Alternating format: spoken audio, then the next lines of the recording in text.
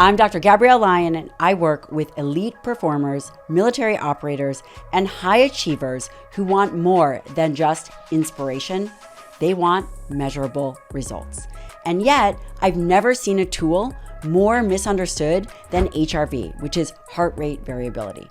That's why today's guest is Joel Jamieson, a world-class performance coach to combat athletes, special operations, and pro sports teams. He's the creator of Morpheus, the first HRV-guided training system built on over 20 years of data. We dive into what HRV really measures, how it changes with age, how stress impacts it, and even if you're sleeping fine and why most people are training in the dark. You know, if you're waking up tired, it's not because you're lazy, it's because your body is already out of gas before the day even starts. People think it's just the training that makes them stronger. But the reality is if you don't understand your nervous system, you're basically just guessing with your health and fitness.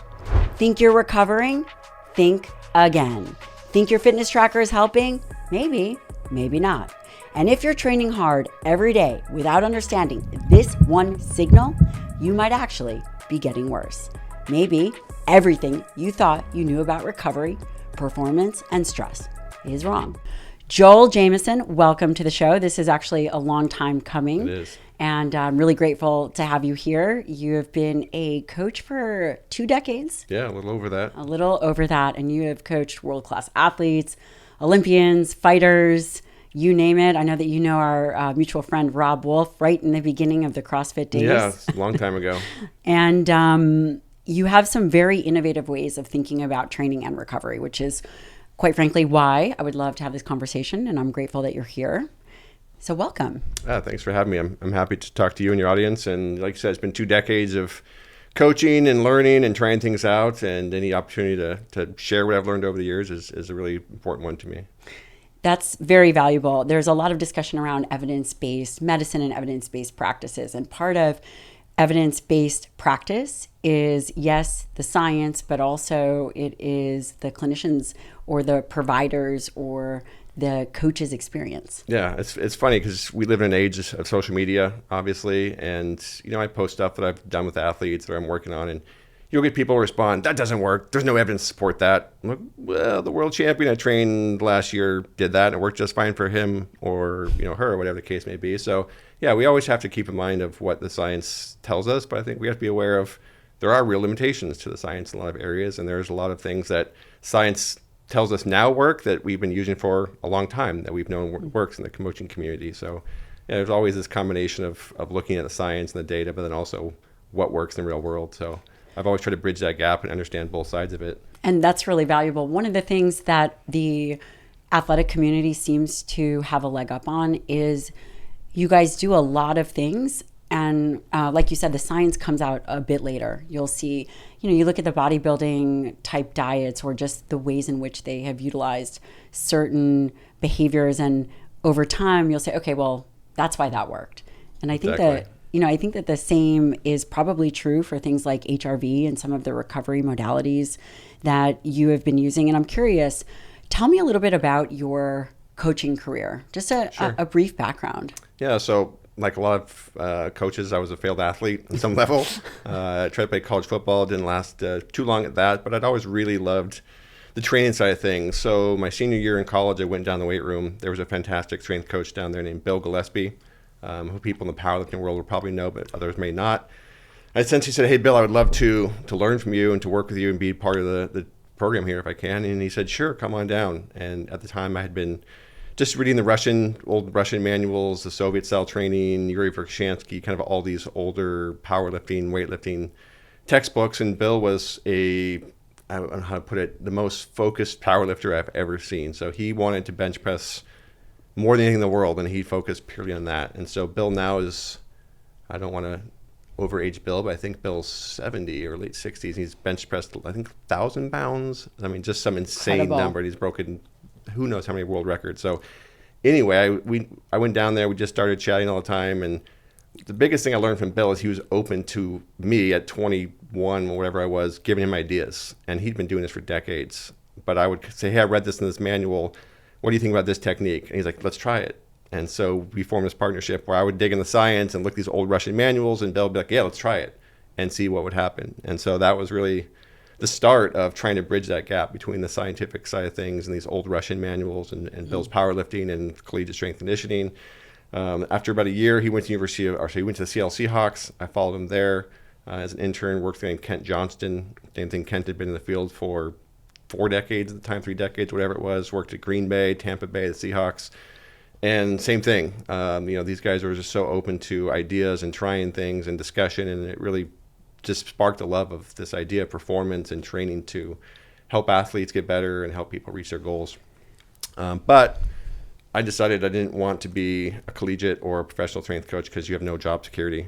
Right. You're moving around the country all the time. It's like musical chairs. Every time the coach you're working for gets fired, now you're looking for a job. I just didn't want to play that game. So 23 years old, I decided to open a gym. And looking back on it, I was very naive about what that would take. But I did. I opened it in a place called Kirkland, Washington, which was just outside of Seattle. And fortunately for me, I opened it next to a gym called AMC Pancration. I wish I could say this was planned, but I had no idea that AMC Pancration was really the best mixed martial arts gym in the world. And the coach there, Matt Hume, without question, the best mixed martial arts coach of all time. And so very quickly, I had these high-level combat athletes coming over and saying, hey, can you train me for a fight? And I was like, yeah, sure. And I was like, what fight? Like K1. And I was like, what's K1? And Google that, right? I really had only worked primarily with football and strength and power and that side of things. And so my first approach was, let's treat them like I treat everybody else. I do an assessment. I'm like, these guys are weak, right? They could do like 2 pull-ups. Some of them couldn't even do a pull-up, which boggled my mind. They couldn't squat their body weight. Compared to the athletes in the pro level, I was like, man, these guys are just really underpowered and undermuscled. I'm just going to make them really strong, and they're going to go kill everybody. I'm going to look like a genius. But it took about 30 seconds of training with myself and gassing out and getting destroyed despite being significantly stronger than them to realize, maybe I don't know what I thought I knew about conditioning. Maybe there's a whole other side to this that I've not dug into. And so that's where this fascination with conditioning and getting people in shape from a, not just lift weights and call it good standpoint. And really kind of around the same time I started working with the Seahawks, I was also introduced to heart rate variability by an old Russian coach and sports science team. So as I was trying to understand how do I help these fighters become better fighters, I was also looking at heart rate variability way before most people knew what it was. And I was using this expensive Russian system where you had to put electrodes on people and it was super invasive. But I was looking at real numbers. I was looking at the athletes performing. And in team sports, it's really hard to say like, oh, I helped the team win. There's lots of variables, right? There's multiple players in the field and there's all kinds of stuff going on. But combat sports, like that athlete gets in the cage or the ring, it's one-on-one.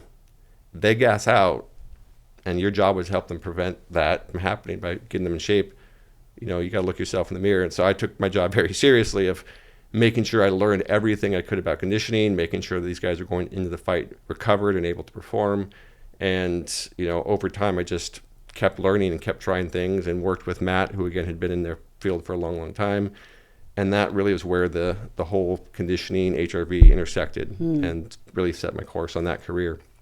And then keep a long story a little bit shorter, as I've aged, as the people around me have aged, I've had to shift focus a bit towards how do we now look at conditioning and fitness from a longevity standpoint, not just, I want to knock somebody out or not get knocked out myself, or how do I look at using the same types of tools like HRV and recovery and conditioning, but rather than, again, performance to live a longer, healthier life, and have, taken that path as well. So that's the shortest version I think I can make a 20 plus year career. I think it's really fascinating.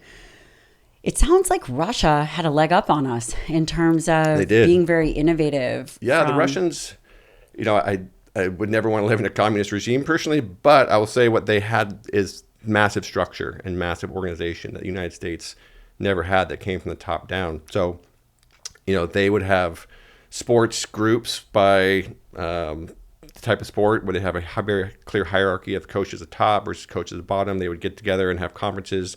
They were doing blood testing back in the 80s. Yeah, way and before. the athletes that I've talked to and the coaches said they would get blood tested every week based looking for different blood markers, vitamin mineral panels. They would have customized supplementation, pharmaceuticals, all that stuff was literally customized as far back as the 80s. And they were using HRV back in the 80s to try to figure out how to use it because they had actually created it. They didn't create it per se, but they took heart rate variability and used it with the space program and the cosmonauts to see what happens when you send someone to space. So they'd been using technology in a meaningful way for a long, long time. And so when you got to a communist regime where they could focus everything in a very organized, structured, and quite frankly, maybe unfair way, using a lot of performance-enhancing drugs, you saw a lot of it come out of it. And were they better, stronger athletes than They were us? better, stronger athletes than us. But I will say what's funny is after one of them that started the HRV system came to the U.S. Who was it, by His the name was way? Val Nasedkin.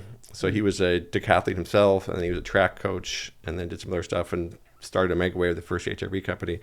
He went to Oregon, of all places, and he was telling me, like, in Russia for a while, he'd been a selector, meaning he would go to the schools and he would select which athletes were brought into the program to be trained. And that's the other thing they had, is like they would select athletes at youth in like sixth grade or beyond, below, and they would train them systematically all the way until they try to break world records. Wow. So that's the other thing they had, is this huge organized junior program that would train athletes all the way through. China has it now. I can tell you crazy stories about China. Do you think the U.S. will ever have that? I don't think so. We have a different system that I think is broken in a lot of ways. I think we abuse kids because they just get thrown into. I started training a lot of youth athletes. They go from club sports to team sports in their school almost year round. They're just trained massive amounts with no real coordination. The one thing that the Russians did have is they had that coordinated system, right? They had a long-term plan, and you have well-meaning parents putting their kids in 12 months straight of training. So we had, youth athletes 13, 14, 15 with major ACL reconstructive surgeries when I was coaching those athletes, and just low back problems and shoulder problems because just massive overuse. You take these 13, 14-year-old girls and you train them 12 months year round. It was crazy. The Russians, the Soviets, were much more cognizant of we need to keep these athletes healthy because, going back to the story, when Val was selecting, he said he would go into an elementary school or middle school and he would select between like 3 and 10 athletes based on their athletic ability, which is crazy. They're trying out, right? Also very young. Very young, yeah. And he would watch them move. He would look at their mechanics, their coordination, skill set, and he would select the athletes to come into the program for given sports. And they would actually say, oh, you're going to be this, you're going to be that. They would select you and then put you in a sport.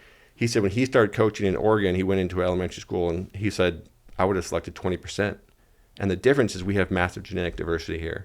They only had Russians, right? So if not to play the big game, if you took out all of the races in the U.S. except for Europeans, you'd have a whole lot less athletic performance in the real world. And they didn't have that genetic diversity in gene pool. So we have significantly better genetics and significantly bigger gene pool to draw from than I think the Soviets ever did. Wow. Which is why he was like, look, we had to take our athletes and be mindful of recovery, and we couldn't burn them out. I think we have so many talented athletes that are just more room for error for us. We have way more room for error. And you train kids now? Not anymore, no. It's a long story. When COVID hit, my gym got taken over by Google at the same time. So Google shut bought the building. Used to. I trained, not 15 years. So long ago. So no, I guess 2003 until 2020, basically. I'm obviously a parent. I don't know if you knew this, but I have a 4 and 5-year-old, and I have one child who is extraordinarily athletic, tons of coordination, and just seems like a lot of capacity. And I think about genetically, if we train her up well and she loves it, and then I think about exactly what you were saying. I have friends that their kids are in, basketball, track all year round. Yeah, all year. And I wonder, for parents listening, thinking about how they want to develop their children, do you have a suggestion for how we can develop our children into lifelong athletes? Because now in your, dare I say, 40s? Yeah, mid-40s. Mid-40s. Sadly. You're beginning to think about what that looks like from a longevity perspective. Yeah, of course. I mean, look, I think, first of all, it's taking a long-term view, as you mentioned. The problem with, I think, our system is the kids have so much pressure to make the varsity team in middle school. Then they have to make a very good club team in high school. And then they have to get selected for college and try to get a scholarship. So there's a tremendous pressure from early on to make these teams. And in the short run, you spend more time playing your sport. You're more likely to develop the skill to make those teams. but you're also risking burnout and overuse injuries, to which, if you're in high school in your senior year and you blow out your shoulder or your back or something as an athlete, you're not going to get a college scholarship, or it's a lot harder, much harder. So I think the biggest thing is just maintaining that idea of like, we're not developing the athlete for your son or daughter. The short term. The short term, it's the long term. And going back to that, the most fascinating thing that the Russians told me, several of them, is they said when we would select an athlete, at some point in their career, we'd make a decision. Is this an athlete that we think can make it to the national level, or is this an athlete we think can make it to the international or an Olympic level?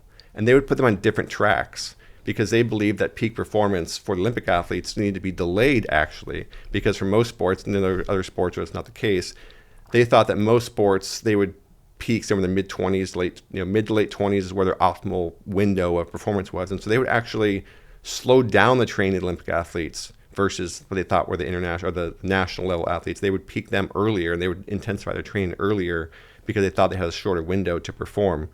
So if they said, look, this is a special athlete, rather than accelerating their training, they would actually try to delay it and draw it out so that they had a longer career and they could get to that point. It's kind of the opposite of what we do. It's the opposite of what you think.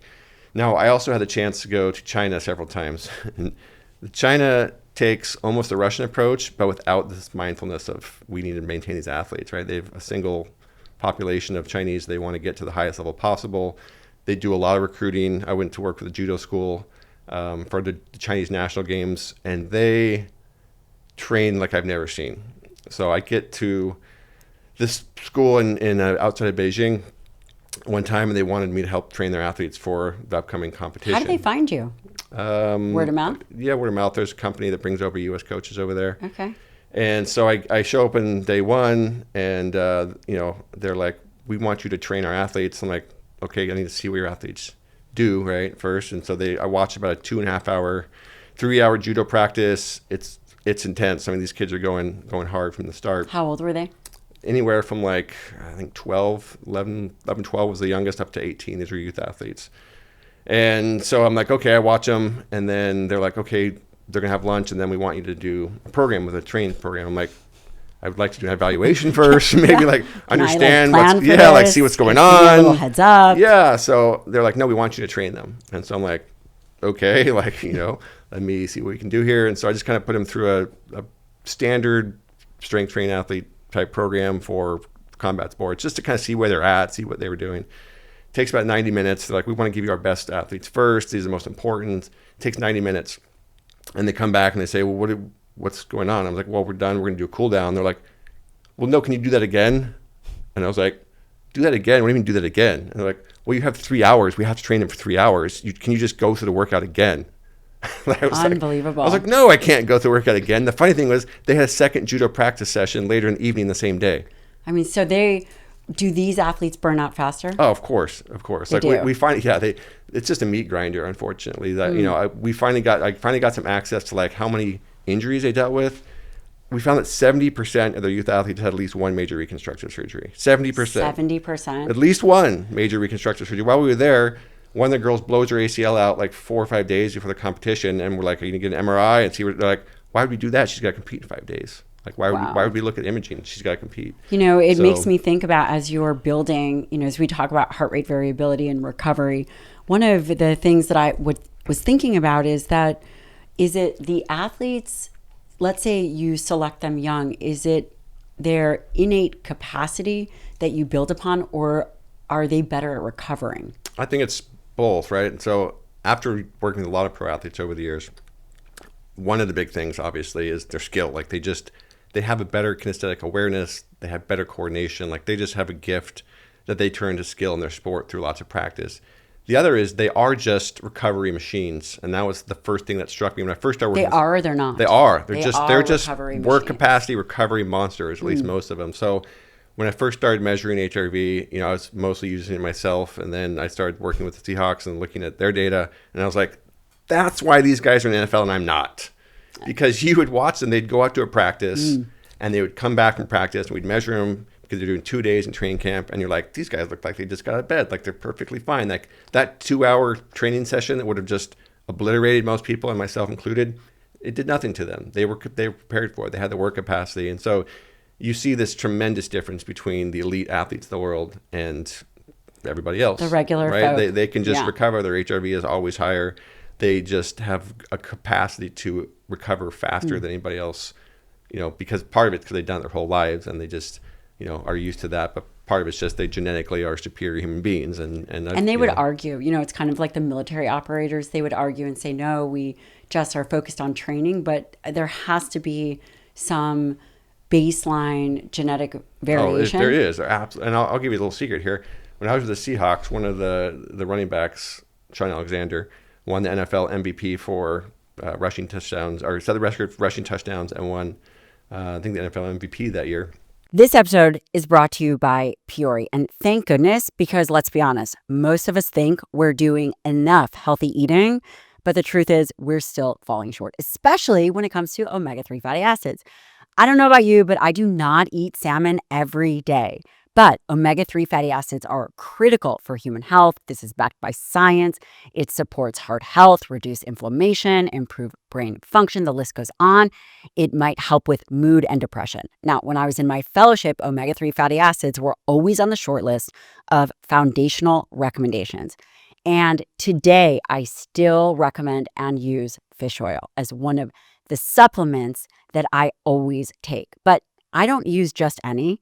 I use ones that are the highest quality. And to me, that is why I trust Peori's O3 Ultra Pure Fish Oil. It's third-party tested and certified by both the Clean Label Project and IFOS, so that you know what you're putting in your body is safe, pure, and effective. Every single batch is tested for more than 200 contaminants. And Peori publishes all of the results online. That's what I call transparency. I trust it so much that I give it to my kids, and it is important for developing brains. I have teamed up with Peori to get you an amazing offer. That's 20% off site-wide, even on the already discounted subscriptions, which means you can save nearly 1/3 off these high-quality supplements. Just go to peori.com/Dr. Lyon and use the code Dr. Lyon at checkout. That's PUORI.com/Dr. Lyon. And don't forget to use the promo code Dr. Lyon at checkout. I could be wrong. Anyway, Sean hated to lift weights, hated to train, just didn't do it. Like, I never saw that guy lift weights, didn't do it. But didn't matter. He was still able to set the NFL record. Isn't that unbelievable? For rushing touchdowns. Just did not lift. Hated lifting, would go run and had a running coach and did some running stuff, but didn't want to touch a weight. Ken Griffey Jr., legendary baseball player, like his joke was the recliner in the clubhouse was his gym because he just lay back in the recliner, everyone worked out. I hate to break it to people, but there's a lot more than people would think of pro athletes who can succeed despite their training, not because of it. Having poor habits, they just are genetically gifted human beings that can do things that nobody else can do. Yes. And even despite genetics, we're going to cover this heart rate variability. And I have a definition here I would love to hear, because you, again, have been looking at this for 20 years. And then I want to tell you a story about my sister, which she's going to be embarrassed, but I don't think she listens to the podcast, so it's okay. Heart rate variability it's a non-invasive marker of the autonomic nervous system, right? And it is measuring the balance between sympathetic and parasympathetic input into the heart. Is that right? And if there is 60 seconds in a minute, it's the space between beats. It's mostly right. So no, please correct. Yes, so, correct me. Yeah, it goes back to what you talked about, is this balance between the sympathetic and the parasympathetic. So for the people who aren't familiar, you have these two branches of the autonomic nervous system, right? You have what we call the sympathetic, the fight or flight, and then we have the parasympathetic, we think of as rest and digest and recovery. I don't necessarily love those definitions, because then people think it's like a switch that you turn on or off. Like you think I'm fight or flight, my sympathetic turns on and turns off. No, it's not quite that simple. Or we think that the rest and digest turns on. It's these two systems are more like dials, I think, is the best way to think about it, because they can turn up and turn down, and they can both be modified independently of one another. So when we're looking at heart rate variability, we're looking really at how the vagus, the parasympathetic, is impacting the heart itself. And the more that system is impacting the heart in a given time, the more variability there is in the heart. Meaning, if I was to measure your heart rate at 60 beats per minute, you might think, it's very evenly distributed, that every 1 second you're getting a heartbeat, but you're not. And that's because the parasympathetic system is active and it's pulsing in a way that's in rhythm with our respiration. And that input causes this variability. So the greater the input of that parasympathetic system, the greater that level of variability into the heart. And so we see a different pattern of the heart rate when we see higher parasympathetic system input than when we see lower parasympathetic input. We're not really measuring the sympathetic system itself directly through heart rate variability. We're measuring that resting level of the parasympathetic system. And so, like you mentioned, that does give us a picture of that balance of what is the body doing right now? How is the body regulating itself in response to the world around it? And to me, that's what it comes back to. It's understanding that we have a lot of stress in the world, mental stress, physical stress, environmental stress, and our body has to always cope with that and react to that. And the way that it does that is reflected in HRV. And when someone is measuring their HRV, and there's a lot of, it's interesting, it seems based on our research, it seems as if that it is pretty well established as a marker. It's been around for 70 years. Right. But certainly not established as the only marker, Sure. right? There's HRV, there's respiratory rate, there's all of these other inputs that would maybe determine readiness. Sure. But from an HRV standpoint, what are the things or I suppose, first of all, what does a healthy HRV look like, and what should our HRV? Do we have a sense of, for example, what my HRV should be versus yours or Matt's? Yeah, sure. So the tricky part with all of this is, if you think of blood pressure, for example, like we know how to measure that. We're going to get very standardized measurements. We're not going to use two different devices and get totally different numbers for blood pressure. We know, hey, here's a good blood pressure, here's a not so good blood pressure. We measure resting heart rate. We know, okay, we're measuring beats per minute. It's better and more accurate to think about HRV as this framework to measure this variability, but there are many different ways to calculate the final number, and there are many different devices that can measure it differently. A chest strap, for example, will measure it by using electrical activity. That's the number one. Yeah, chest strap's always the most accurate, right? But the PPG, the wrist-based devices can do it as well. They use a different technique. It gives you slightly different numbers to some extent. And then you can end up, like I said, with different calculations that are used. There's what's called time domain, there's what's called frequency domain, there's there's nonlinear dynamics. There's different calculations to give you heart rate variability. So it's really difficult to say you should be this and I should be this and he should be that, because the number you're getting depends on what measurement you're using, what device you're using, when you're measuring, right? There's measuring overnight, which a lot of devices are doing in the background. There's the more standardized way to do it, which I believe in, which is measuring it first thing in the morning. And those are all going to give you different numbers. So it's really hard to say you should be this and he should be that, because there's just different ways of looking at this. And do we have a ballpark? So yeah, I would say that the most common thing you're going to see is what's called RMSSD. That's the most common measurement technique that devices are using for the most part nowadays. So that helps. That does not apply to the Apple Watch. The Apple Watch is using what's called SDNN. You cannot compare the Apple Watch to a Oura or any other device. That's good to know. So, friends, if you use the Apple Watch versus Oura Ring or Whoop or something else or Morpheus, you should know that they're different. Yeah, and Morpheus actually is a bit different too. We use RMSSD. The problem with RMSSD... And what is RMSSD? So it's just a calculation method where we take the time between each beat. We do some math called the root mean successive square differences, which is just a mathematical model. And that gives us a number in terms of milliseconds. It's the average variability in that heartbeat over time. So higher number means there's greater variability. And do you want greater variability? In general, less variability? So in general, over the long term, you want higher numbers. Higher numbers correlate with higher aerobic fitness and VO2, longevity, because this is an important thing to understand. Mostly what we're trying to achieve, in my mind, is resilience. How do you define resilience? The ability to cope with the stress of the world around us in a positive way, I would say. Because, again, it comes back to we're exposed to stress our whole lives. Physical stress, mental stress, environmental stress, nutrition. You name it, stress is acting upon us. And it's our autonomic nervous system's job to respond to that stress. So let's give an example. Let's say I'm going to go do a workout. Okay, well, in a workout scenario, I need more energy than I do at rest, right? So what happens, our fight or flight system dial turns up so we can create more energy. And at the same time, our parasympathetic system turns down a bit because we don't need rest and digest when we're out training. We need energy now. A simple way to think about this is anabolic, catabolic to some extent. The sympathetic fight or flight is mobilized energy. It's more catabolic. The rest and digest. Parasympathetic is more on the anabolic side. So as I go work out, my sympathetic system turns on more, my parasympathetic system turns down more, and now I create a whole lot of energy so I can go out and train. Well, what happens afterwards? This is where we get into resilience and recovery. The first thing we have to do is say, ooh, we don't need that energy anymore, right? We don't need this big influx or big production of energy. Now the sympathetic system has to turn back down. That dial has to come back down to where it was.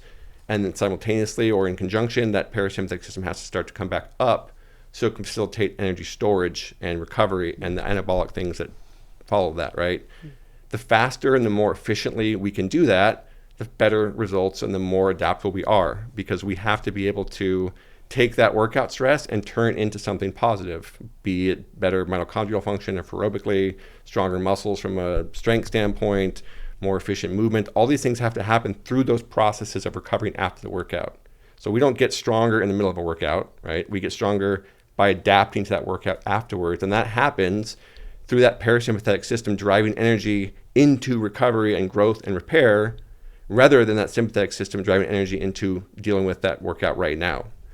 And how that happens over time is what dictates a lot of how our body functions, because the more stress we impose on ourselves, the more we have to be able to deal with that stress. If we can't deal with it in a positive way, that's where we get negative adaptations and overtraining and overuse injuries. But from a longevity standpoint, it's also where we get chronic inflammation. That's where we get all sorts of hormonal dysfunction. That's where we get mitochondrial dysfunction. All these sorts of things happen if our body cannot cope with the stress the world is imposing on us.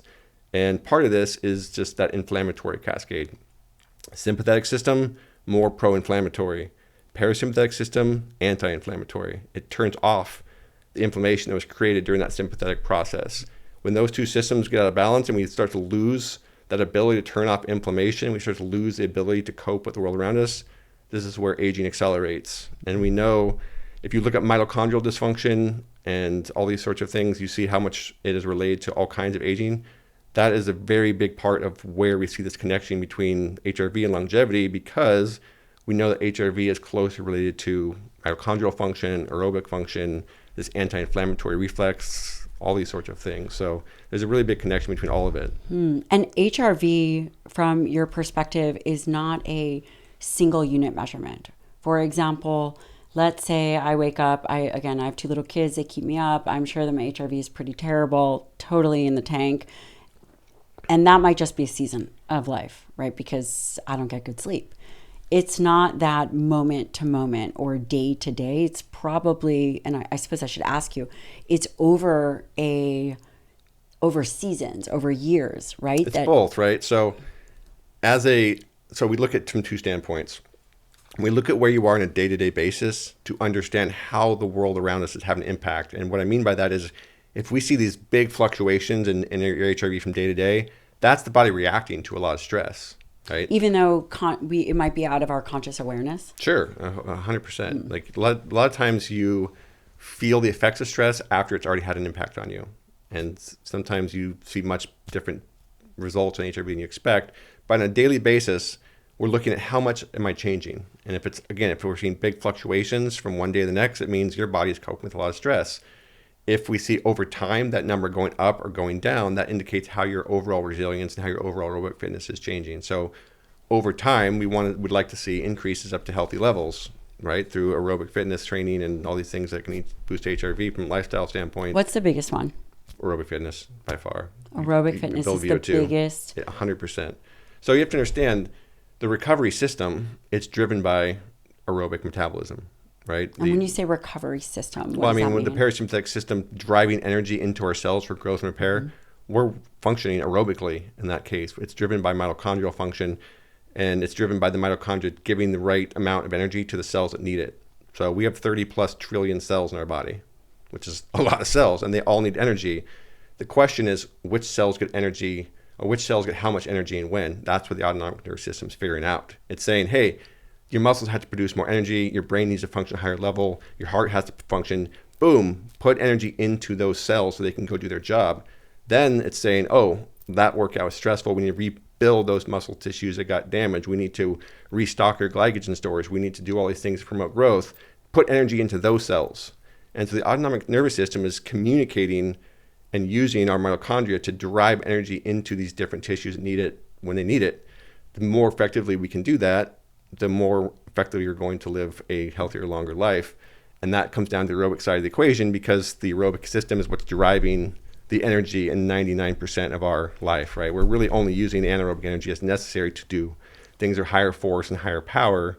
But the aerobic system turns on, where is there from when we're alive, and as soon as we don't have oxygen to create energy, we're dead within a few minutes. So it's so fundamental, and we see this connection between heart rate variability and aerobic fitness across the board. It's just the way it is. And the way to improve, and I don't want to say increase or decrease, because you pointed out that it's somewhat relative to the person. If we recognize HRV as a marker of readiness, is that fair to say, or longevity, or? Yeah, I mean, I would say it's a marker of resilience. In terms of your. So I would say this: if we see your average baseline HRV, that is a marker of how influential and how effective your parasympathetic system is, your recovery system. The more effective that system is, the higher that baseline level. That's what we're measuring, the baseline level of HRV. The more you're able to turn off the stress as it comes at you and adapt to it. So basically, if I have higher HRV on average, it just means in general I'm better at dealing with stress, and that has a lot of benefits. If it's lower on average, it has a lot of detriment, because I can't deal with stress as effectively. Right. And that's also why you see athletes at the highest level, they have very high HRV because they're just machines. And it makes me think of the individuals then, I suppose, that were running a marathon. If we were to put the two together, those with greater aerobic fitness might be more resilient. Of course. Which, I think is fascinating. Is there a minimum dose response to improve HRV? For example, we have the recommendation for 150 minutes of moderate to vigorous activity. Sure. Do we know if that input is enough to improve HRV in any meaningful way? I mean, yeah, it depends on where you're starting. It's like anything else. So if you just substitute the word like aerobic fitness for HRV, you're probably going to get the answer, which is, yeah, of course, if someone is fairly unfit, they start training. What I mean, sorry to interrupt, but you've seen thousands of people over time. Yeah. And so, I mean, and also to be fair, you're taking care of very highly trained individuals, but I'm sure not all of them were aerobically fit, because it just depends on what their sport of choice is. Yeah. So I'm curious as to what you see as and it's difficult, right? Because the idea of a global foundational program is probably impossible, because a specialization in someone doing jiu-jitsu versus someone playing football versus someone who's like Justin Gatlin or a track star. But is there, say, a minimum input that you see just somewhat across the board for similarly to, I know that I would never recommend less than 100 grams of dietary protein. Sure. Something like that. I would say at a bare minimum, 3 days a week of some sort of physical, aerobically driven activity. Probably 80% of that on the lower end of the spectrum, the zone 2 type cardio, and 20-ish% on the higher intensity. If you get 3 days in, you're going to improve your HRV at a baseline level. And that's going to diminish as you get higher and higher aerobic fitness. But I would just say starting out, you need 3 days a week of doing something physical. And again, someone who's just getting off the couch can still make progress with like my producer. Yeah. Yeah. Well, some people can't be good at everything. The lower you're at, the bigger your room for improvement, the faster it's going to happen with less work. And that changes over time, obviously. I like that you're saying that. It changes over time. And one of the things I think you're now very interested is in this idea of longevity, of how do we maintain a healthy HRV over time. Does that mean we need to continuously increase the stimulus to improve HRV over time? Yeah, I mean, two things here. One is there's a genetic component to HRV, which I want to point out. Is it 50% or? I mean, the papers you read are all over the map. They are. It's hard to put that as a true number. I don't think we have a great answer in that. I would say it's, 40%, somewhere in that range. And I've seen this all the time. I'll have people walking down the street. They're clearly not in good aerobic physical condition. They haven't worked out maybe in years. Maybe their metabolic health looks poor. And you'll test their HRV and you're like, what? And it's good. And it's very good. The same thing, you see annoying. You see people but you see it. I'm sure you see people that come in, maybe they don't look metabolically healthy. They're carrying more fat. They should be. Their diet's terrible. And then you test them, you're like, oh, like what? They look great. Like there's just that end of the genetic spectrum. Mm-hmm. And then you see the opposite, and I even put myself in this category. Which I would love to hear you mention a little bit about the stuff that we were talking about, because it's just so important. Yeah, so genetically, I've always had lower HRV than I should. So what I mean by that is if I look at some of the aerobic fitness, their VO2 max, their resting heart rate, other markers of actual aerobic performance, you can kind of assume roughly where you think they should be, or, from an HRV standpoint, because there's a very broad correlation, like I said, between VO2 and HRV. I've always been the much lower end of that. Maybe it's because early in my life, I did a lot more lifting weights for a long time than I focused on the conditioning side. Maybe it's because just genetically, my family has lower HRV, which I've seen now. But there are multiple reasons for it. And so when I looked at my own HRV relative to where it should have been, it was always on the lower end. And I took that, It's kind of ironic, right? Yeah, it's kind of ironic. It is, but it was just a reinforcement of like, this is a genetic thing. I've always been a strength and power athlete. I was, I've squatted 500s, benched in the 400 raw. Same. Perfect. When I was younger, that's what I loved to do, is lift weights. And, that's what I did. And it really wasn't until my 20s I started to take the conditioning side more seriously as I trained these athletes. But regardless, I've always seen that in my family, who has a very bad history of cardiac problems. I think we were talking about this. So my mom had a stroke when she was 61. She had severe cardiovascular disease, needed 3 stents.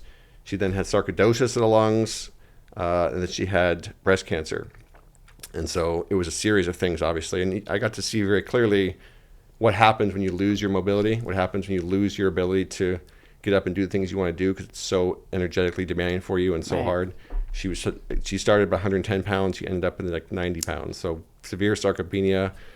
Bone density was terrible, obviously. And it was just a very heartbreaking thing to watch, and her, go through life for the last 10, 12 years of her life in such a miserable state. It's very difficult to see. It's very difficult to see.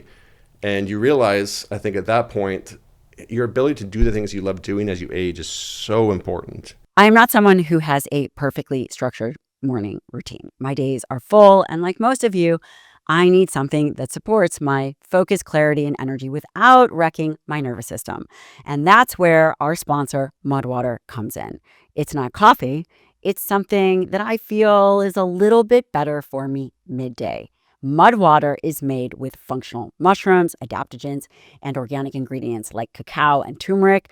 It has no sugar, no artificial junk, just clean, focused energy. It gives me a mental lift without making me feel like I'm going to jump out of my skin.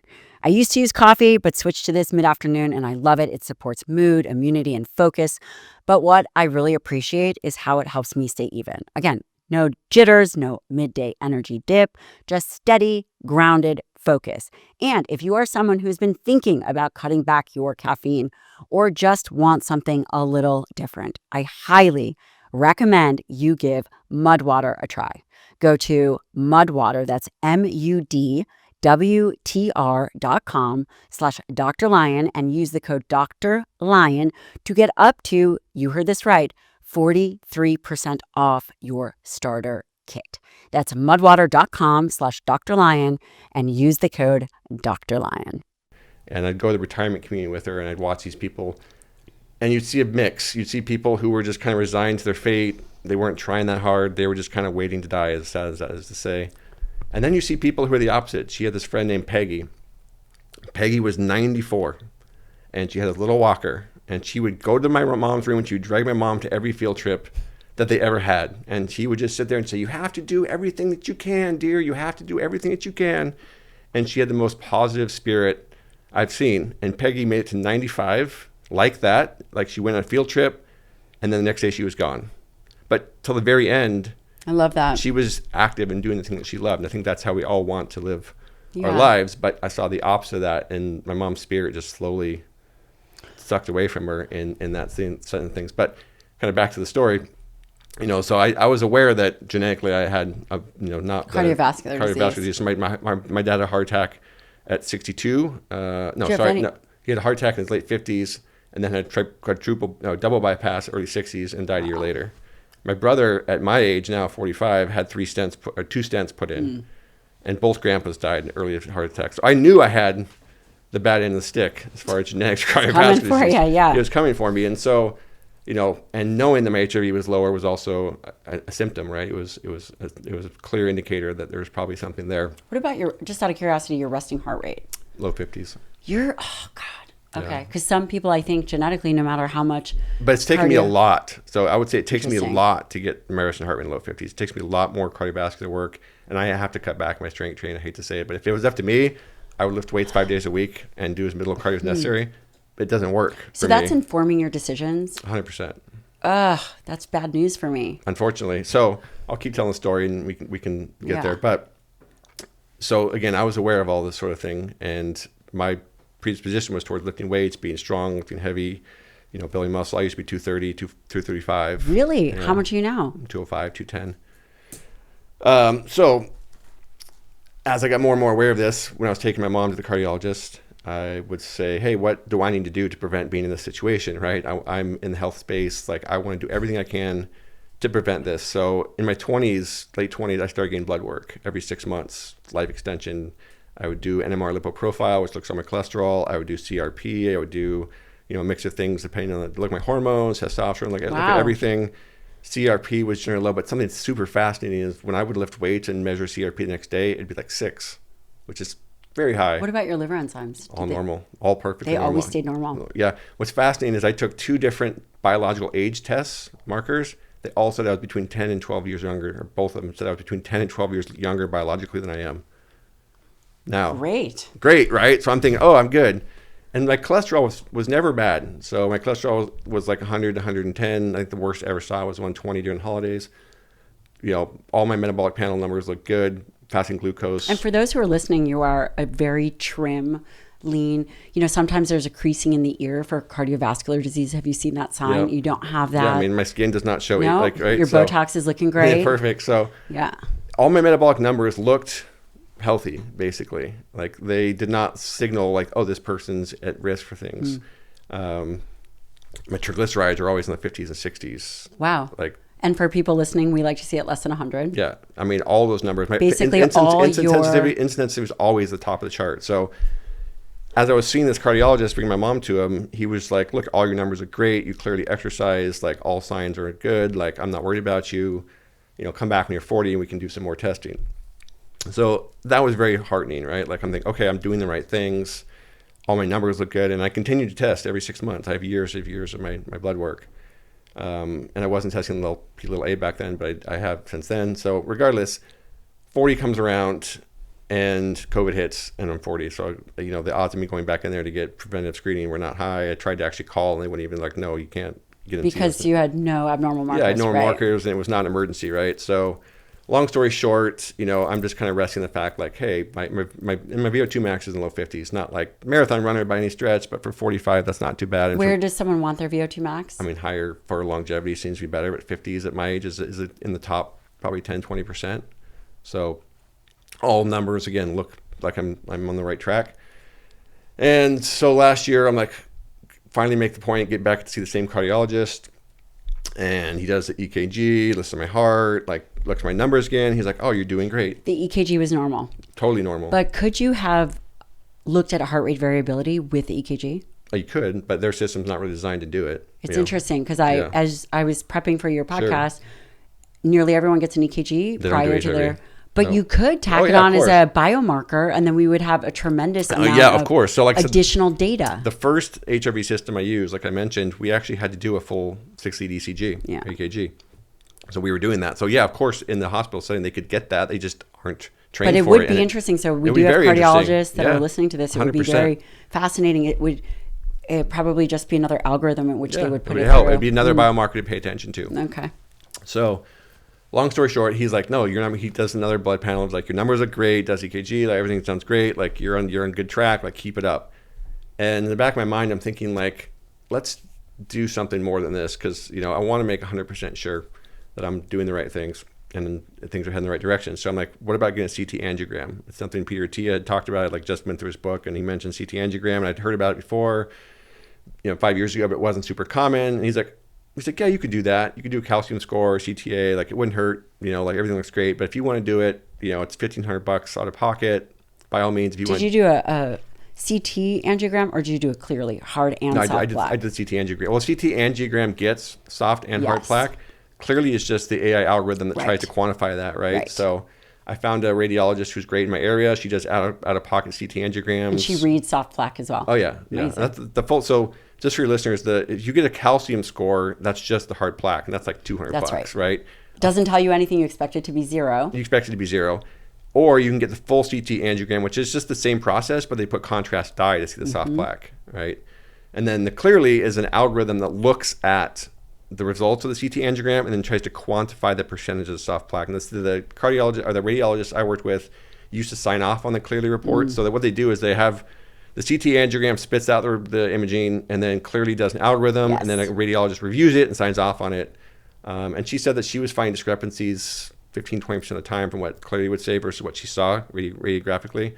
And so she stopped signing off on them, but she still thinks there's some value to it. So just out of curiosity before we move on, because I do think hard and soft plaque, and you are an example of why measuring hard and soft plaque is important. How does she, or how does one recommend making sure that you're getting? Well, that's the full CT angiogram, right? So the full CT angiogram is, like I said, it's usually like $1,200 to $1,600. They put you in the CT, they pull you back out, they put in contrast dye, and they put you back in. If you're doing that process, you know it because you're paying for it, right? It's a lot more expensive. And you feel like you're peeing down your leg. Yeah, guys, exactly. Just so you know, it's a warm... it is a little weird. Yeah. But if you're getting that done, you're getting hard and soft plaque, right? If Versus you're only paying just a CT. Yeah, if you're paying $200, you're probably just getting a single calcium score, or maybe calcium scores of different coronary arteries, but you're not getting a contrast dye. That's the biggest difference. The biggest thing is the end state is that hard plaque, right? But the soft plaque is what calcifies into the hard plaque. And if you don't see the soft plaque, you could potentially have a 0 calcium score, but still have a fair amount of soft plaque hidden. And that's the problem. Is that what happened to you? No, I have both, unfortunately. So I get the CT angiogram, and again, it was $1,500 out of pocket. And I say this because for most people, that's not a small amount of money. Right. But your life is on the line here. How many times do you spend $1,500 on cars and far less important things? So I get the CT angiogram, and completely unbeknownst to me, my good friend from high school's his wife is the lab tech, and I had no idea that she was working there. It was a complete random coincidence. And so I get done with CT, she's running it, and I get done with it, I'm like, oh, I'm great, right? And she kind of like looks at me and like doesn't say much. I'm like, this can't be good. This can't be good. And so she's like kind of like, giving me the look, but she can't say anything because she's the lab tech, she's not the radiologist. And so sure enough, I meet the radiologist, and she's like, yeah, you've got some significant blockages here. My calcium score is at 1,300, and you want 0 at my age. 1,300 is very high. Very high. Now, part of that could be because one of the things the cardiologist did tell me to do is take red rice yeast, which has a naturally occurring levostatin in it. And statins calcify soft plaque. So that could be why my score was much higher than it would have been if I hadn't taken one. That was one take on it. But regardless, I had a 50% blockage in the LED, which is a widowmaker, which is considerable.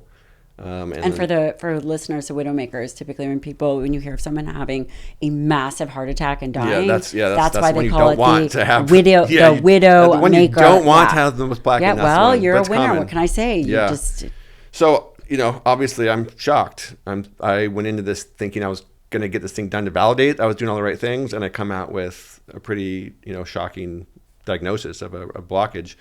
So I go back to cardiologist, and I'm kind of like, what, why did you not, like, I'm kind of frustrated because I really wish I had been told to do this earlier. It would have fixed something up, and I was not. And it's just a reminder, you have to look at your health in your own hands. You have to be your own advocate. Yeah. I did in the sense that he didn't even tell me to go get the CT angiogram. Well, I had to ask. I had to say, hey, should I go do this? Well, to be fair, all of your markers were normal, but the difference is, and I'm sure your radiologist friend would agree, is that you had a significant family history of cardiovascular. I was there with my mom. Yeah, so that's unusual, and we have a full medical practice still to this day. A shout out to you guys, you're the best, Dr. Lisa and team. We typically always recommend individuals and listen, at your age or a little bit younger, late 30s, early 40s, people are very resistant. They will say, listen, all of my markers look good, just like you did. LP(a), less than 25, ApoB, all of the total cholesterol, triglycerides, and people will not want to do it. Yeah, I mean, I have friends now. Ever since I had done, I've been trying to convince my friends that have high risk to go get it done. Because why not, right? And when you define high risk, you mean I'm looking at cardiovascular. I'm looking at cardiovascular disease history above all else at this point, and talking to the radiologist, genetics, right? Yes. So anyone that I know is most likely in the fitness space, and they're in my mindset of, oh, I'm fit, like I'm probably fine. But if I, talking to them, hey, do you have cardiovascular family history?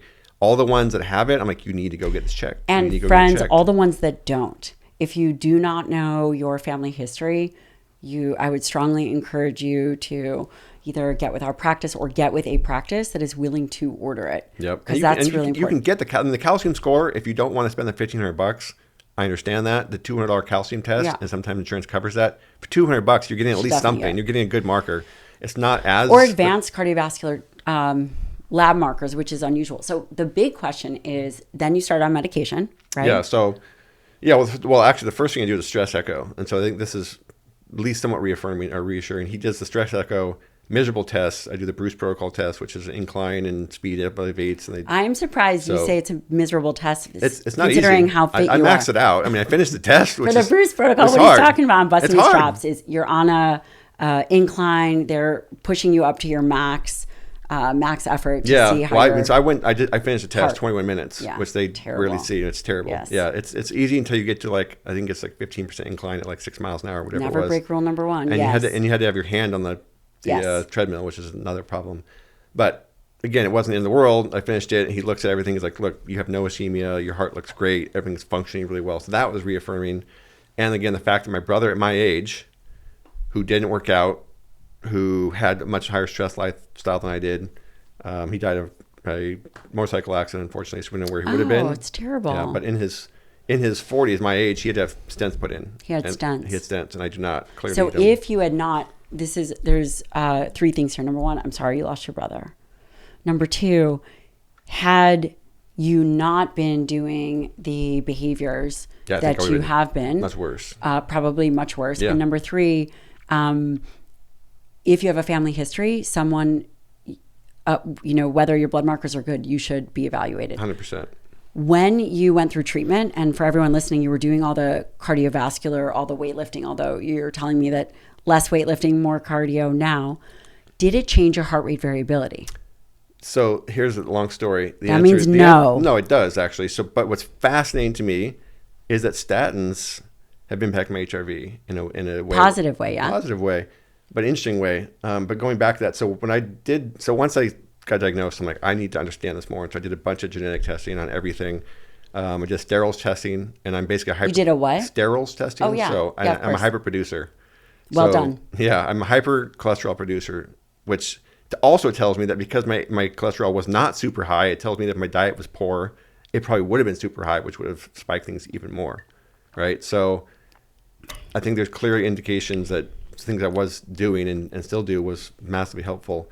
Then I looked at a bunch of genetic markers as well, and I have they call it the heart attack gene, quote unquote. It's endothelial dysfunction. Mm-hmm. And basically the vascular smooth muscle cells tend to be hyperproliferative, and those smooth muscle cells can proliferate and become part of the plaque themselves, and it causes basically endothelial dysfunction, as I said, which makes you more prone to inflammation. So it's possible, maybe years of heavy lifting exacerbated some of that. I don't know about that. It's possible. Endothelial dysfunction. So how are you measuring that? Myeloperoxidase, endopath? Didn't measure direct test. I'm just looking at the genetic likelihood. I'd be hard pressed to believe you're training.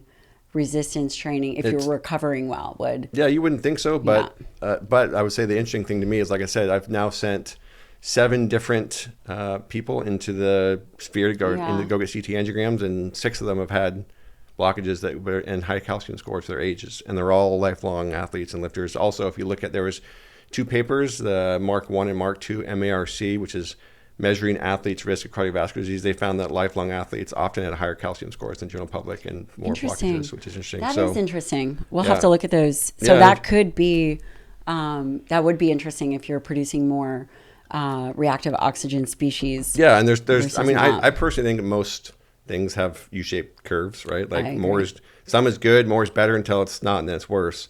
If you look at some of the papers on longevity we discussed or I sent over, they looked at dose response of strength training, and you do see that about 3 sessions a week of strength training is where we tend to be the most benefit associated with that. Can't prove causation, but you do see that the 5-6 days a week, people seem to have risk go the wrong direction in these multiple studies and trials.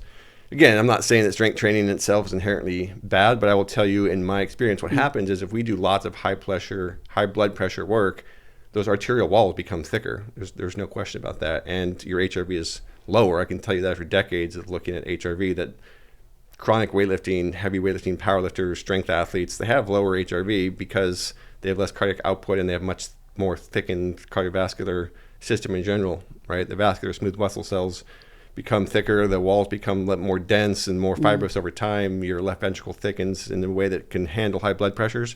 It's just a response to high blood pressure, right? The body gets better at dealing with high blood pressures. The way it does that is by the vascular system adapting by becoming thicker and more rigid. That's not a great thing in the long run.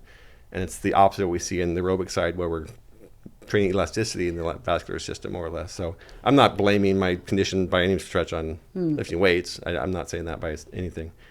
But I do think genetically, you have to be aware of where your strengths and weaknesses are. And probably for me, focusing on the aerobic system my entire life would probably have been, a benefit versus focusing on it not until my mid-20s. I think that's valuable in the way that HRV could direct and inform. Absolutely.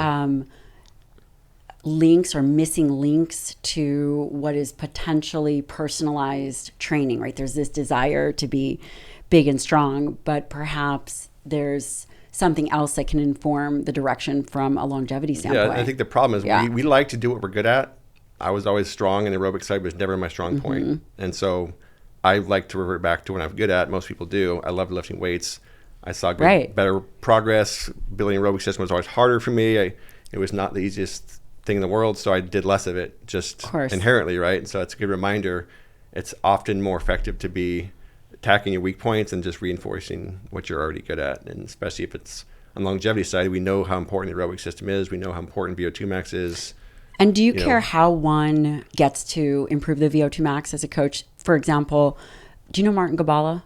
Yeah, I know he is. Yeah, out of McMaster University. Yep. He's been on the show. We'll be seeing him here shortly. Do you think that it matters how someone improves their VO2 max from a heart rate variability? For example, could you do high intensity intervals and improve your VO2 max and then thus have a positive influence on your heart rate variability? Or does one need to do slow, steady state and then that also improves VO2 max?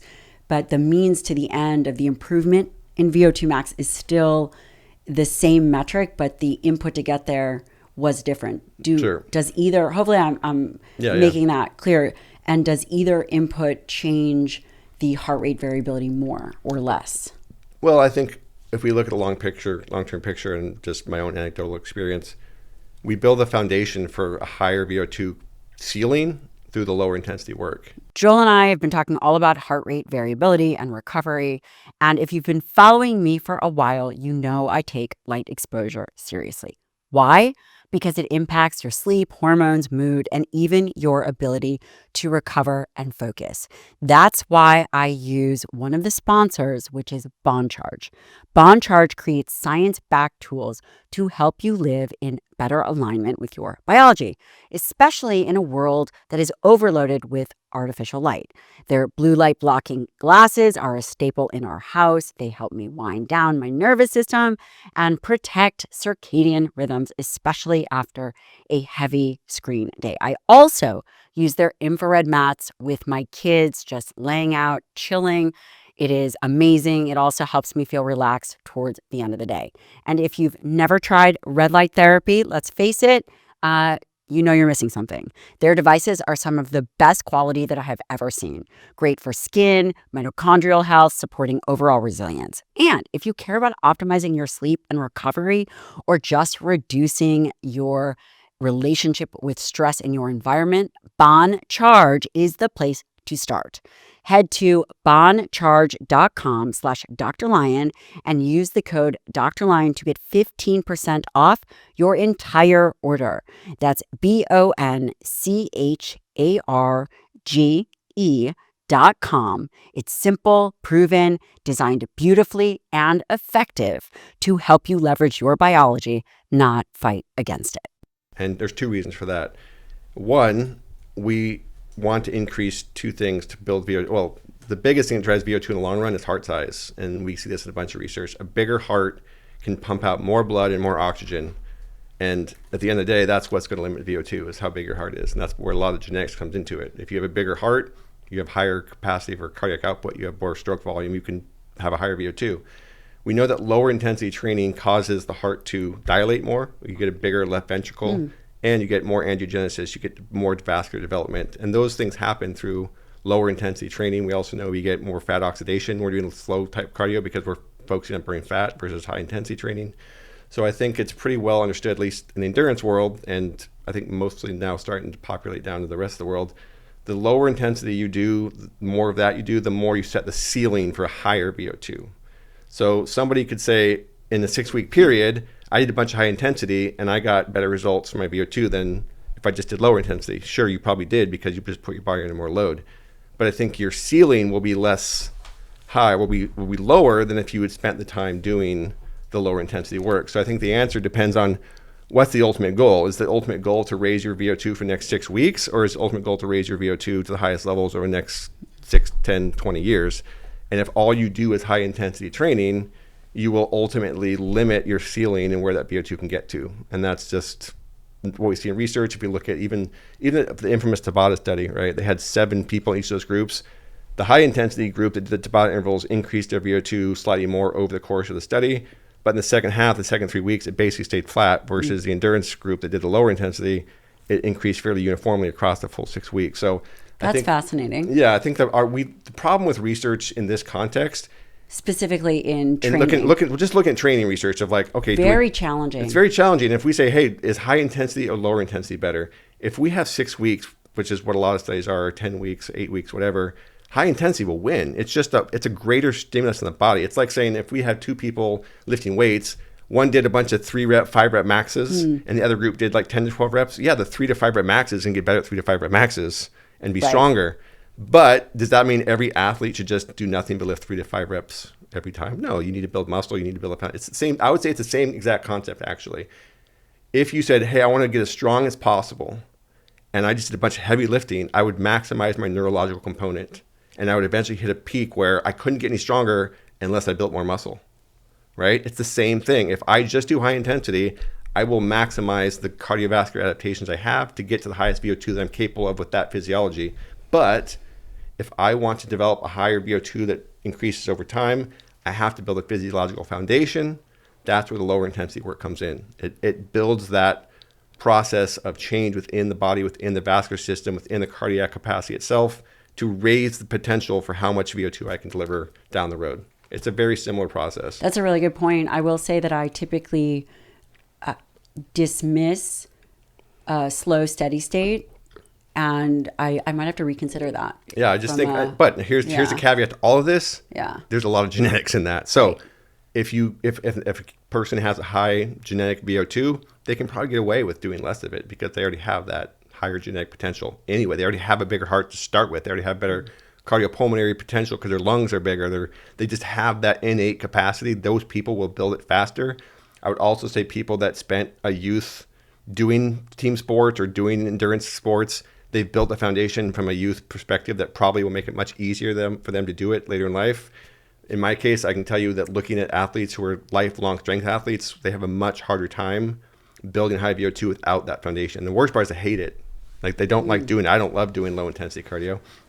But you do it. Do you think there's a minimum time? So you had said 3 days a week of doing 3 days a week of doing some kind of zone 2 training. Do you think that it needs to be 45 minutes? 30 minutes is probably a starting point for most people. I mean, I hate to use this generic answer, but you need to however much it takes for you to get better, right? Yeah, I mean, it's tough because training stimulus and the conversation around training and longevity is much more complicated from a biometric standpoint of heart rate variability, blood pressure.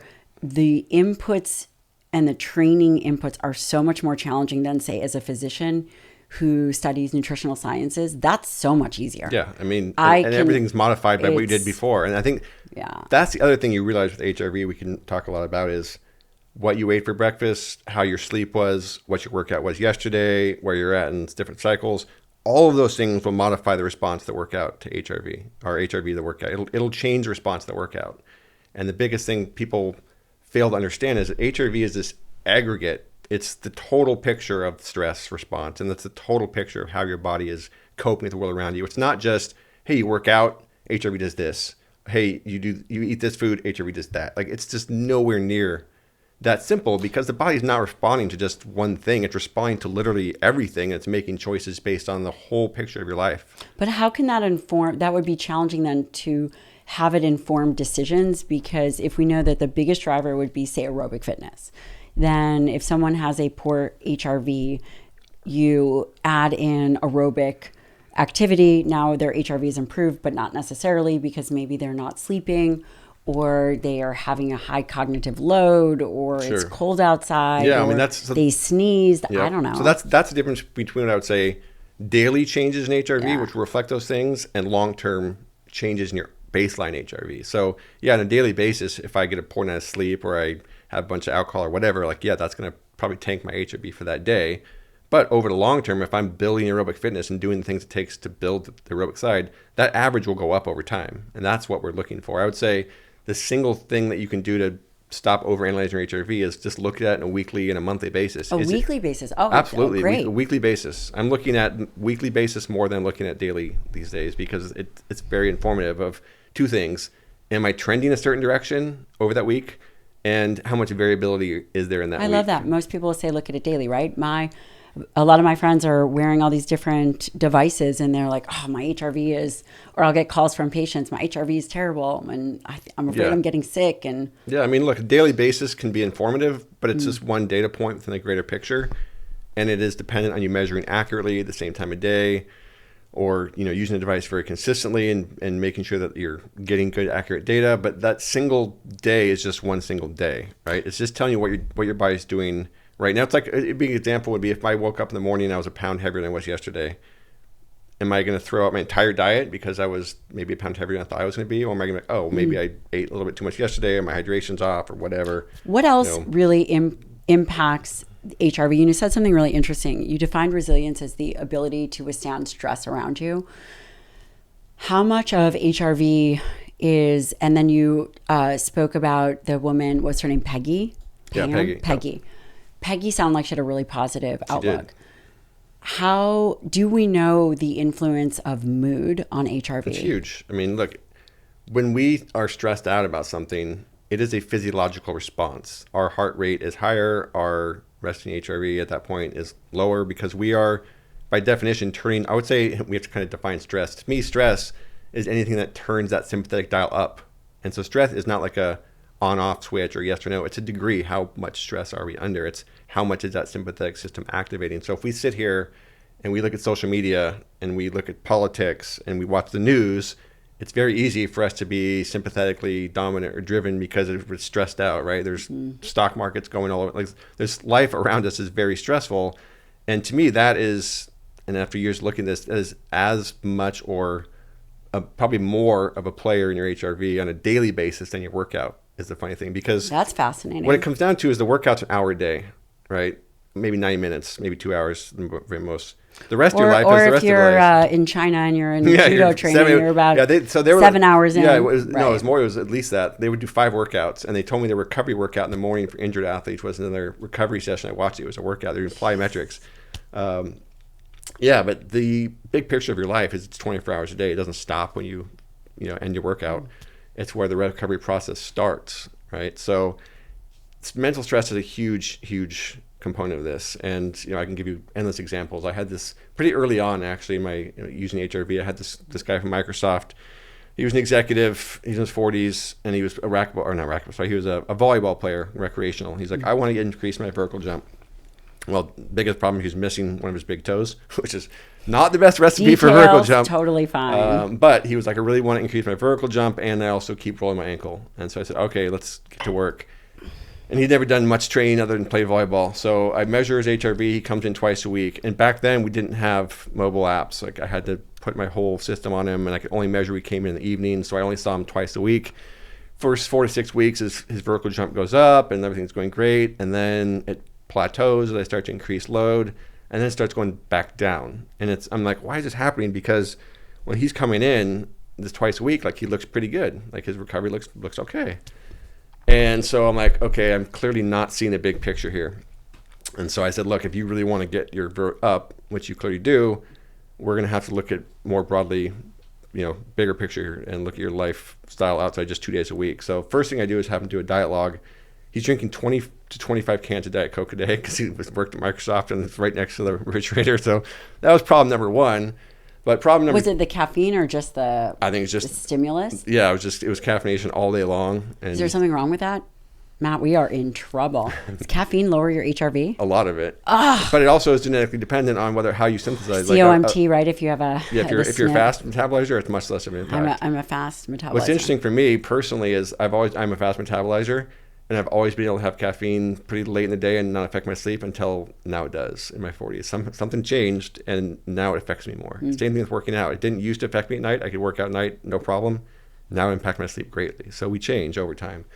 Anyway, the second problem is when I had him start coming in and measuring HRV every day and early in the day so I could see his bigger picture, what I found out was he was playing video games until like 4 o'clock in the morning on 3 nights a week. Well, he did work at Microsoft. Yeah, and he was up late. And so that was absolutely killing his recovery. I just couldn't see it in looking at twice a week. Do you think it was the sleep or the stimulus? It was both. They're linked. And so very quickly, I'm like, oh, this is why you're not improving, right? Because 3 nights a week, your sleep is trash and you're mentally stressed out of your mind playing this video game all night long.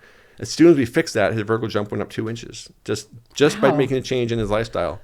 Same thing, another example. We had a college, my old HRV system called Bioforce, we had a college team that was a collegiate soccer team, and we had a year of data. And we started looking at all these different patterns, and I was like, what is that? Like, what is going on here? Because it was this period where the team was under just insane stress, and it was the highest point of stress I could find. It was when there was finals. Yes, it was finals week. Finals week is way more stressful than their tournament, than any of their tournaments where they're traveling, playing multiple games in a weekend and coming back. That was less stressful than finals week to them. And you see this time and time again. It's the lifestyle is the single biggest driver of stress, not the workout. Because of the time component. Workout's an hour, 90 minutes, whatever it is, unless you're in China. The lifestyle is the whole rest of your day, right? It's how you eat, how you function within your social group, the stress of just being in the world. Speaking of social group, I want to ask you about heart rate coherence. Sure. Heart rate coherence is something that I found when I was in my second residency, because I could not regulate my nervous system when I was on call. We would be, as an intern, you're on call, you're supposed to be running the codes. Your nervous system, at least for me, maybe not other people, but my nervous system was totally out of whack, right? Time, so you have support, but you have to be able to run you have to run a cardiac arrest code. I could not get my nervous system to calm down. I wasn't measuring heart rate variability, but I was just always... I bet you would have seen it would have been terrible. Low. It would have been sympathetically shifted. Terrible. So I found something called heart rate coherence. It was this Heart Math Institute. Yeah. They've been a long time. What? They've been a long time. Forever. Yeah. And basically it was... And I started doing their meditations. They had like an ear clip. Yep. And it was this idea of this harmonious interaction between the heart, brain, and the nervous system. And it was supposed to balance this efficient state of physical and mental well-being, and that it would smooth out, again, this heart rate variability signal. Yep. So I was curious as to if something like that, sure, if you've seen that have impact. And they also talked a lot about breathing. Yep. One of the things to improve the heart rate coherence was, now when I think about it, somewhat of a tactical breath. Yep. Yeah. So there's what's called respiratory sinus arrhythmia, and that just means there's this influence on our breathing, both our rate and our inhale-exhale pattern on our heart rate variability, because as we're exhaling, that's when the parasympathetic system is essentially turned on, inputs amplified, and when we're inhaling, the opposite is happening, and that's happening for a whole lot of physiological reasons. But heart rate coherence is essentially this technique of trying to maximize the way that we're breathing in a way that can influence heart rate variability to be at its highest point. And that's usually around 6-8 breaths per minute, depends slightly on an individual. And it's also supposed to optimize what's called baroreflex and train the baroreflex to manage blood pressure effectively. I think there's a good amount of research showing that when you do breathe in this pattern, that you do maximize HRV in that moment. And I think there's a huge benefit to people learning how to turn that parasympathetic system that sympathetic system down, and taking time out of your day to breathe. I think, honestly, this is the foundation to me in yoga and meditation. Any of these sort of breath work things, they're doing this in one form or another. They're developing a pattern breath that's focused more on the exhale and slowing your respiratory rate down, which just does increase the parasympathetic function. It's turning down the sympathetic system and it's turning up the parasympathetic system. Whether or not you need to have a clip on your ear and have the specific exact, ratio of inhale to exhale, I think is less important than the fact that people are just doing it. So I've seen a ton of benefit. I think there's a lot of reasons why people do like meditation and these sorts of things, because they're calming their sympathetic system down, whether it's following this exact pattern in the app or it's just taking time out of their day to relax and meditate. Those things are hugely beneficial because they break that cycle. They break that sympathetic stress-driven cycle. And doing that, I think, has a huge amount of benefit. And you've seen individuals taking on breathing or meditation improve heart rate. Absolutely. Yeah, there's real research on it. There's research showing mindfulness and yoga and meditation, all these things that get you to stop that sympathetically driven cycle that you're in and take even 5 minutes out of your day can break that process and shift you back into a more balanced state where that parasympathetic system is doing what it needs to do. So yeah, absolutely. What about the influence of things that seem to increase your sympathetic nervous system that we think about for recovery, like cold plunge? Yeah, so I would put recovery strategies in 2 buckets. I would call them relaxation strategies, and that's where breath work, massage, deep water floating, like things like this, where we're just trying to actively turn that sympathetic system down. That's a relaxation, a regenerative type recovery strategy. The other one is what I'd call stimulative, and it's under the same guise of training. It's a hermetic effect. So if we do a cold plunge or we do contrast therapy or we do some sort of load in training, we're turning the sympathetic system on briefly with a parasympathetic rebound afterwards. So a cold plunge is going to be sympathetic as you hit the water, but after you get out, your body's going to have to regulate temperature back in and everything's going to have to be put back, and there's a recovery response. So we're trying to trigger that recovery response by a small stimulus. Now, the biggest thing I would say about all of those things is those sort of stimulative type methods, the body adapts to them. That's what people don't understand. If you do the same stimulatory thing every day, cold plunge or contrast or a million other things, your body adapts to it. It doesn't have the same effect. It's like anything else. The body gets better at dealing with it, and it's going to have less of an impact on recovery. You can't expect the exact same workout to have the exact same effect, and you can't expect the exact same recovery modality to have the same effect over time. The other thing is cold plunges immediately after workouts can dampen the response of the workout because they're turning off inflammation as part of the signaling process. But I would say in general, it's a very individualized thing, and it needs to be varied. You need to find something that you can do in cycles. You shouldn't do the same recovery modality every single time, and you really probably shouldn't have to rely on an overuse of recovery method. Your programming and your lifestyle should be more conducive to that to begin with. I think if you're having to constantly rely, it's one thing if you're a team sport athlete and you're in season or you're dealing with a particular stressful period, but if you have to try to recover every single workout, maybe your workout should be adjusted down. Do you know Jordan Shallow? I don't think so. I think he's also good friends with our mutual friend Luca. But he always talks about the best form of recovery is better planning. Yeah, it's true. It's better programming. And I would say too, the other thing here is if you don't like the thing, so you're like, oh, I want to do cold plunges, but if you hate doing cold plunges, just that mental, I hate to say it, the mental stress and the mental load of doing that is actually more likely to have a negative impact. Like it's funny, going back to China, I had all these kids, and I could tell these kids were just beat down. And so something we did in combat sports was swimming a lot, because it's very low impact. Right. We could work on breath hold, which has some capacity to different things. And so I was like, oh, can we take the kids to a pool and do a recovery session? And she's the head coach, like, and I don't know. And so they looked into it, like, yeah, we can do it. So the next day they bring a bus and we drive like 30 Chinese kids, judo kids, to this public pool. And I could see their eyes just wide because they're just like, we're out of here. Like, 'cause they lived in the camp. These kids live in the school where they train. That's all they do. And so I was like, okay, we're gonna do a nice, easy recovery session. We're gonna do some water treading, some deep water floating, some lap swimming. And so I'm like, okay, get in the pool. These kids all jump in the pool. And it dawns me in the first 10 seconds, they can't swim.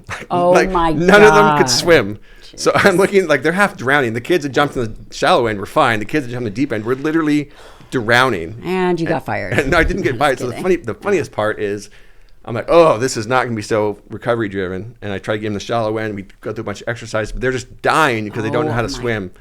The funniest thing is we get back and the coach was like, oh, I heard it was very difficult. I was like, you didn't tell me the kids can't swim. But how crazy that they were willing to jump in. Oh, they were 100%. No questions asked. Crazy. That's the mentality. Wow. But the funniest part was the head coach was like, I heard it was very hard. I was like, yeah, because they can't swim. Yeah, dude. She's like, we're doing it again tomorrow. I'm like how incredible, though. Because that was the mindset, right? Like, That's it's hard. It must be effective. I'm like, no, it was supposed to be recovery. I don't know. I think that we're probably missing a lot of that here. Not that kids should jump in pools that they can't swim in, but that is really. Oh yeah, they did whatever they were told. Crazy. No questions asked. Unbelievable. No questions asked. There was no maybe they just didn't think they could drown. I don't know. But I'm literally running around throwing noodles and stuff in the pool to keep these kids from drowning, because then I might have gotten fired.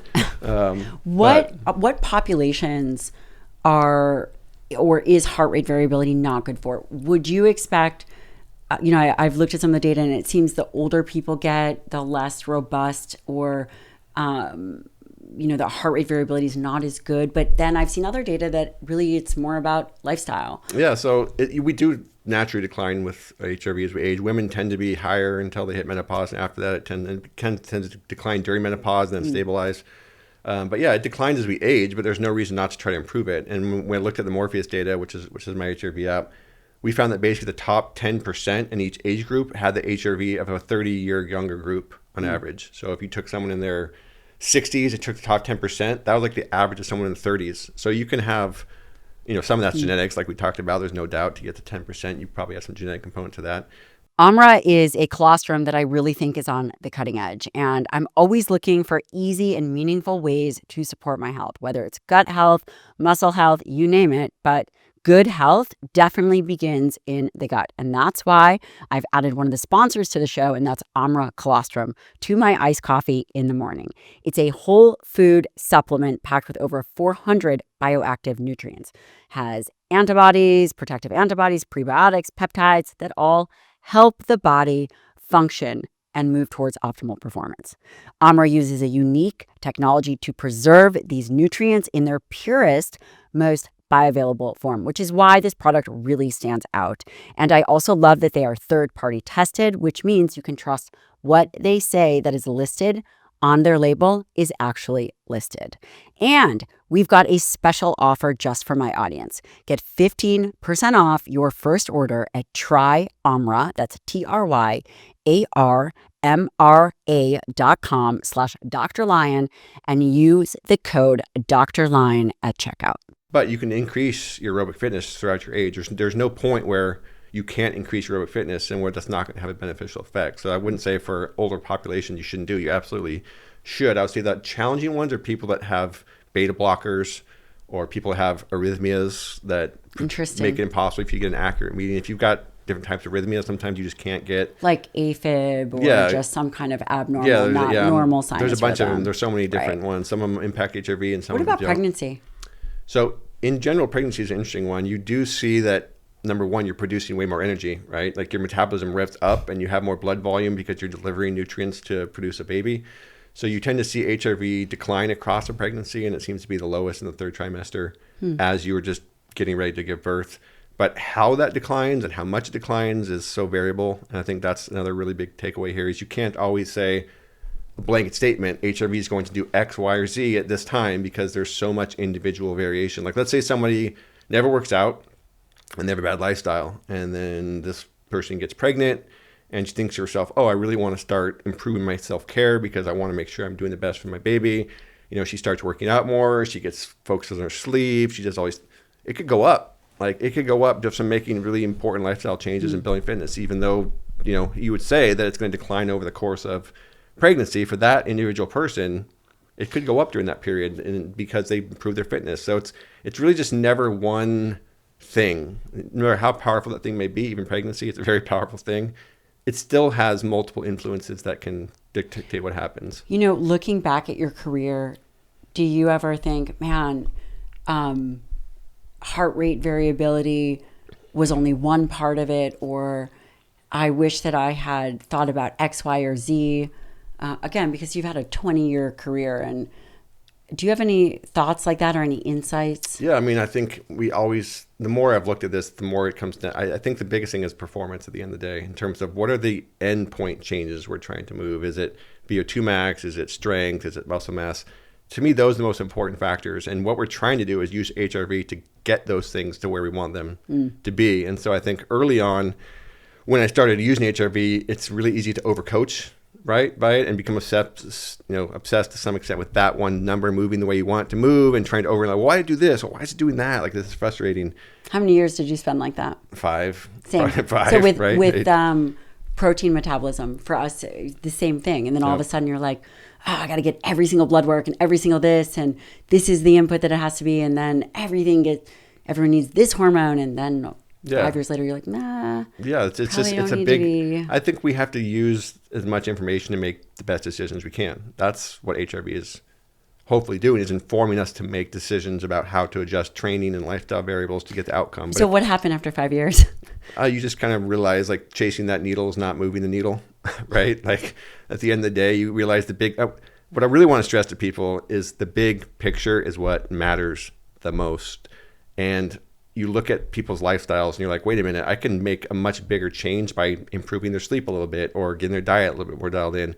That's going to have a much bigger impact than trying to micromanage 3 sets versus 4 sets or 12 reps versus 15 reps, right? You can micromanage a workout all you want, but those things usually have very small changes relative to these bigger lifestyle variables and the bigger picture of their workout. So the more you can look at the big picture and stop worrying about these little minute changes and details, like, the body's just dynamic and you can't outguess it. You just have to look at the data and make your decisions.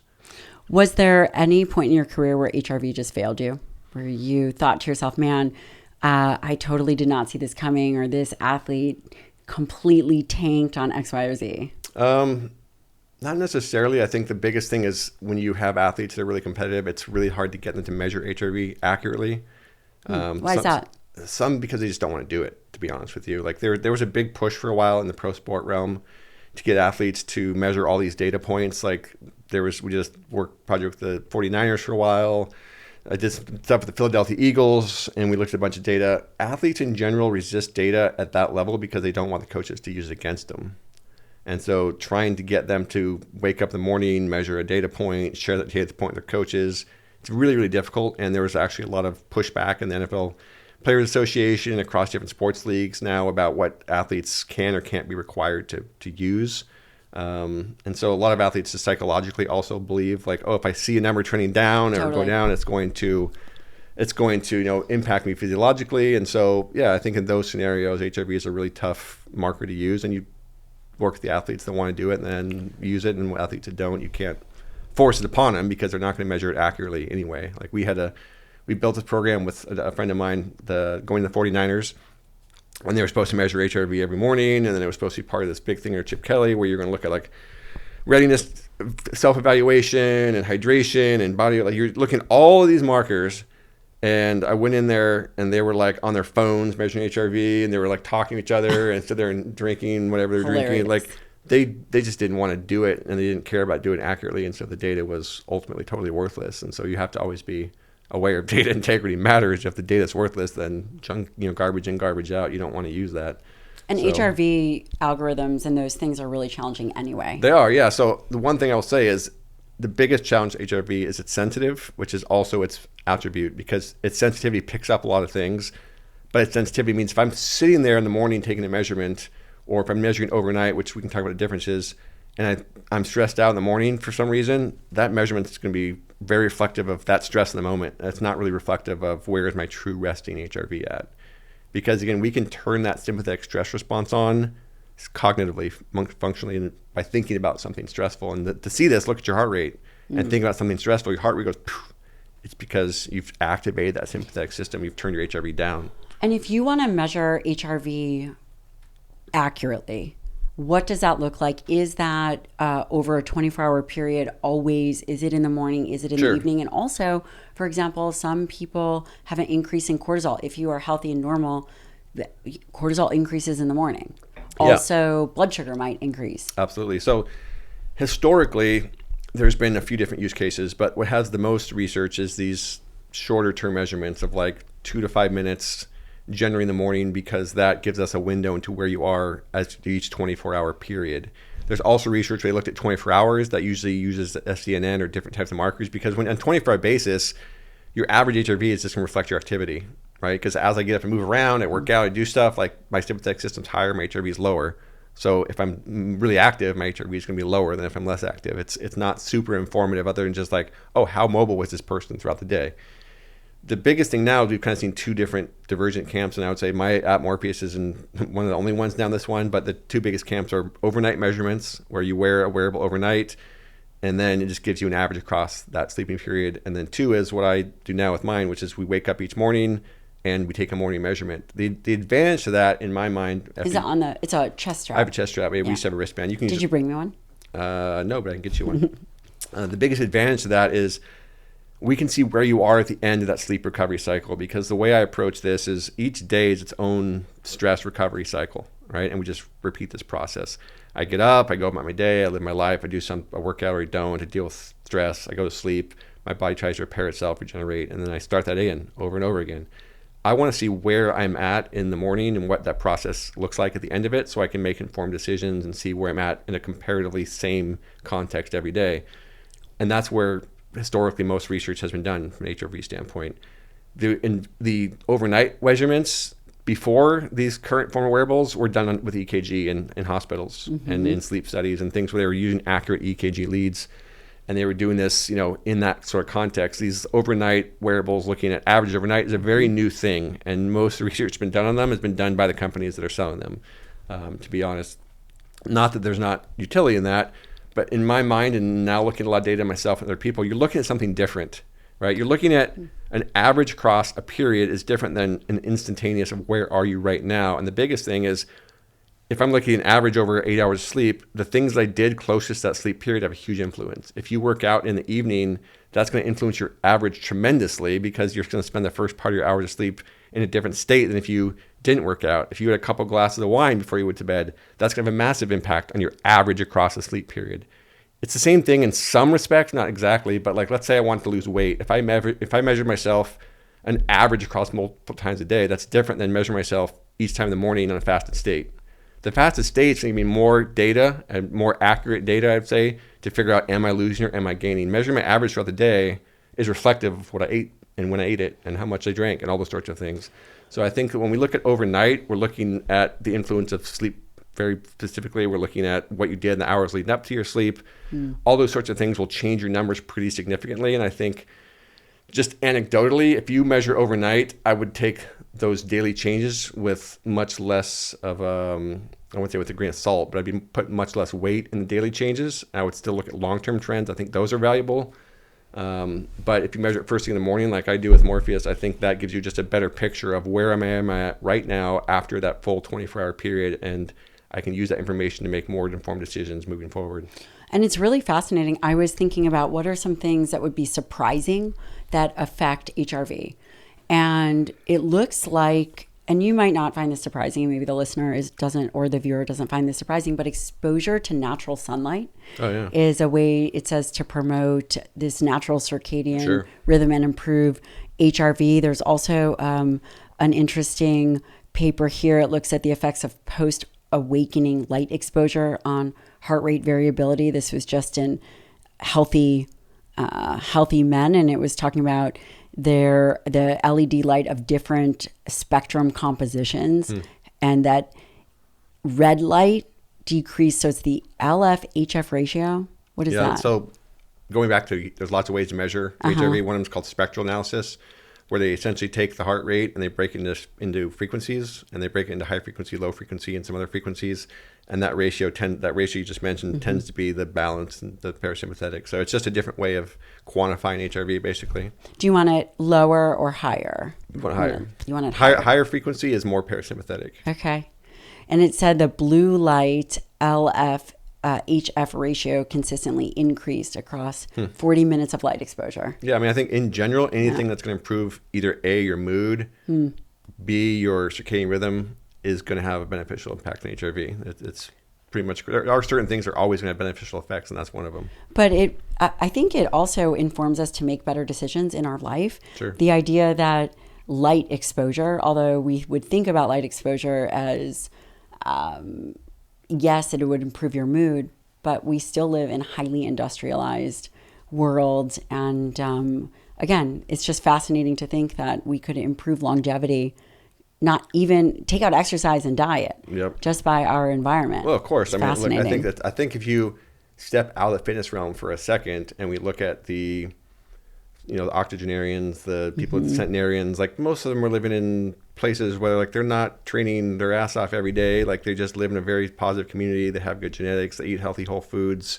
Their stress is way lower than our industrialized world, and they live longer. There was just a paper came out not too long ago looking at a tribe in Amazon called the Tsunami tribe. I'm probably butchering the name they say it, but they went in there and they measured calcium scores. And they had the lowest calcium scores. They had, I can't remember the numbers off my head, but they had the lowest calcium scores indicating the best cardiovascular health of any tribe or group they'd ever measured across the board, period.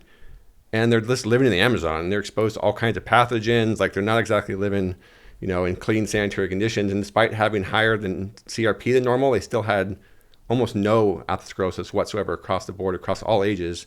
And they eat like 70% carb and like 15% protein, 10% fat, whatever it was. But they're just living such a different lifestyle than we could ever possibly live. I'll also say it's fascinating. So I lived in Hawaii for 4 winters. What island? Oahu, North Shore. Okay. So I lived in the North Shore, which is where the surfing is. Beautiful. And I lived there a lot of the reason because Washington is a very depressing state in the winter months. And Hawaii is the polar opposite, right? What was fascinating to me is just the pace of life is so much slower. But you see a lot of Hawaiians who are unhealthy looking, to be frank, but they have the highest life expectancy in the U.S. They do? Yes, which is super fascinating. I didn't know that. I thought that. No. Really? Yeah, which is so. Look, if you want to look at the picture of health, you don't look up Hawaiian food. No, you don't. Because it's not exactly. No, it's not. There's a lot of spam there. And musubi and cutlets and I used to live on Kauai. Oh yeah, so you get it. So yeah, I lived in North Shore for, like I said, 4 years, and you just realize it's a different style of life. It's a more relaxed pace, which sometimes is frustrating when you want to get something done, but you just kind of realize like they have a very strong. Or if you want to drive anywhere, if you want to drive anywhere, might as well. Exactly, and that's the problem in North Shores. There's massive traffic and all sorts of other problems, but you realize like outwardly, like their diet doesn't look awesome. Like they don't look like they're metabolically healthy, but looking at them, there's certainly some that work out, but a lot of them are surfing and doing things outside. But they're outside, and they have a very strong sense of community. And that translates into something. I'm sure there's a genetic component to it, but you would not look at the Hawaiian population like, oh, that's the healthiest part of the U.S. But if you look at life expectancy, if you look at life expectancy, there it is, right? So I think if we look at, again, I think lifestyle matters tremendously. Our fitness matters tremendously. The fitness, if we look at markers of these different papers we can talk about, you see people's fitness levels like reduce risk anywhere from 10% in the low end to 40% on the high end, mid 40% for in terms of all-cause mortality. That's a huge percentage, right? But lifestyle matters more, right? It's the big picture of our genetic interaction with our environment and our lifestyle. All these things are tremendously important. And so we can't forget you can be fit, but if you're in an unhealthy lifestyle, you're still going to pay the price over time. Speaking of that, was there anything surprising in over 2 decades of looking at this that didn't have an impact on HRV that you were sure was going to? Yeah, I think just in general, looking at different supplements, I think it's really hard to find supplements that move the needle. I was a big supplement guy. I worked at a supplement store when I was in college, and you have this idea of all these supplements are going to do all these things, and then you start testing different supplements and different dosages, and it's really, really hard to use supplementation to move the needle. I'm not saying that they can't, or they never do, but I think the dietary picture is so much bigger from a nutritional standpoint what they're eating than you take some set of supplements. It's really rare to find a supplement that really moves much of the needle in terms of HRV. So that was something I probably early on spent a lot of time trying to figure out these different supplement combinations, and you just don't see it that often, to be honest with you. Or like you mentioned earlier, you have this idea that cold plunge will do it, right? And then you see for some people it improves for a little while and then it doesn't do anything after that. Or some people it exacerbates their recovery or slows it down, makes it worse. So you just kind of realize over time there's no one size fits all approach. There's no magic bullet. There's no universal truth for most of these things that are always going to work for everybody. It's fascinating. It really is fascinating. What about alcohol or drugs? Generally speaking, alcohol is a sympathetic stimulant. You're going to see HRV go down. It's pretty rare you see benefit of that as well. That's the other thing I would say is there's all this research like, oh, maybe 2 glasses of wine are really good for you, and maybe there's these things in the wine that are beneficial. But now I think they're looking more and more research saying like, probably not, right? Like maybe it's not the best thing for you. So I would say it tends to lower sleep quality from what I've seen in most people, and that in itself has a negative impact. I'm not saying it's the end of the world. I'm not saying everyone who drinks is damned. And sedatives or sedatives don't move the needle? No, not usually. I mean, look, the biggest thing that moves the needle is just getting good sleep quality because your overall day is less stressful and your workout is managed more effectively. Do you think that would be an early indication of, for example, sleep apnea? Sure. If someone they have a poor HRV, but they don't snore, they're not overweight, their hemoglobin hematocrit is not increased. Yeah, I think it's one more indicator that would suggest they're more likely to it. And even see with like arthritis and rheumatoid arthritis, there was some research like you would see, or fibromyalgia, you would see that the sympathetic system would be more dominant and those symptoms start to flare up more because they're connected. So you see any sort of inflammatory type thing, which I'm not saying sleep apnea is, but you see more inflammatory type conditions exacerbated by a lower HRV because it means that sympathetic system is at a heightened state and the HRV is not turning it, or their parasympathetic system's not turning it down the way that it should be. Is there a way to measure it naturally? Do people always have to have a wearable? No, unfortunately not. So you have to measure. So in order to measure HRV, you have to get basically the time between one heartbeat to the next. So the way that they're doing with chest strap is measuring the peak of the R wave, the RR interval. And you have to do that within plus or minus a couple milliseconds, which is very, very accurately. And it looks at the electrical signal and it says, this is the point, and it measures a distance between heartbeats, and then it filters out what are called ectopic beats that don't arise in the same area. And there's signal processing. So no, I mean, I would say if you aren't going to measure HRV, resting heart rate is not really a proxy in terms of like daily stress per se, but it's also a good indicator of general aerobic fitness. So you could look at trends in resting heart rate and say, oh, my resting heart rate is declining. Chances are if your resting heart rate is declining significantly, chances are your HRV is probably going up at the same time. Not always, but probably. And that's something you can measure a lot easier without having to get, without having to measure HRV. But no, you can't just like put your finger on your pulse and measure it, unfortunately, unless you're superhuman. Unless you do jujitsu. Yeah, exactly. Right. Do you think that there is a way to, or do you see in the future, for example, an individual will be able to predict a thyroid imbalance or something that drives, so for example, thyroid hormone from my perspective, probably drives sympathetic tone, right? It's somewhat of a stimulant, absolutely. Right? It is 100%. If you take thyroid, you're going to see a decrease in HRV. You will feel it. Do you think that if we collect more data, or is there a world where we say, okay, your space between beats is X, we see this group from, I don't know, just make up the number, from 30 to 40 with a thyroid dysfunction? Or again, that's really specific. Yeah, sure. But I mean, there's probably imprints or just like some kind of tracking that would indicate a pattern. Yeah, I would say that, again, because the stress response is generalized in nature, it's the sympathetic system reacts to so many things. It'd be really hard to say, oh, your HRV is low, therefore you probably have X, Y, or Z. But you can say, oh, your HRV is low, this means you're probably more likely to have, this set of things that you mentioned. Yeah. I don't think we could ever necessarily say, oh, it's your HRV is low, so this is probably the problem. It'd have to be in conjunction with other metrics and other blood work. But I bet you we could get there. You could definitely get correlations for sure. I would sure you could come up with a set of things and say, oh, if HRV is low or it has this pattern, you also might be at serious risk for these other variables. Anything that's inflammatory, like I mentioned, is probably going to be at higher risk for it. Hormonally can be at higher risk for it because that can influence things. And that's also where there's all sorts of variants, right? People have very different hormonal profiles. Women have different birth controls. Like all these things influence your HRV. So it does, right? What does oral contraceptives? Do we know what that does? I mean, it depends on what you're taking. Yeah. It depends if you're taking the same dose of what type of progesterone. Progesterone generally is more sympathetic. It depends on which one you're taking. It depends on whether you want to change its dose throughout the cycle versus when it's steady. It depends on your own response to it. I mean, that's the other thing I'll say is that we have very different responses to drugs, right? So it shouldn't surprise us. We have very different responses to everything. We have different responses across the board because we're different individuals. So I can't say you're on this birth control, it's going to affect you the same as this person on the same birth control. Like you can't. It's the same thing with most drugs. Like statins are, not on a statin, like I mentioned earlier. What's interesting is it's seemed to have raised my baseline HRV, but also makes it more volatile. And that would make sense. Yeah. So when the drug wears off, no, it makes more. I don't think so. I think it's got a fairly long half-life. I'm on rosuvastatin. I think it's because we see greater muscle damage in people with high levels of our high statin dose, because it exacerbates that somehow. I don't know the mechanism. Probably depend HMG CoAce. Yeah, I'm sure that's but something to do with it. It depends on if it's a fat soluble or Yeah, water soluble. exactly. So when I went and got diagnosed, the first thing the doctor did was give me 40 milligrams of Crestor, which I didn't want because I did not really want to maximize the dose of that, because you get a lot of the response from much lower doses.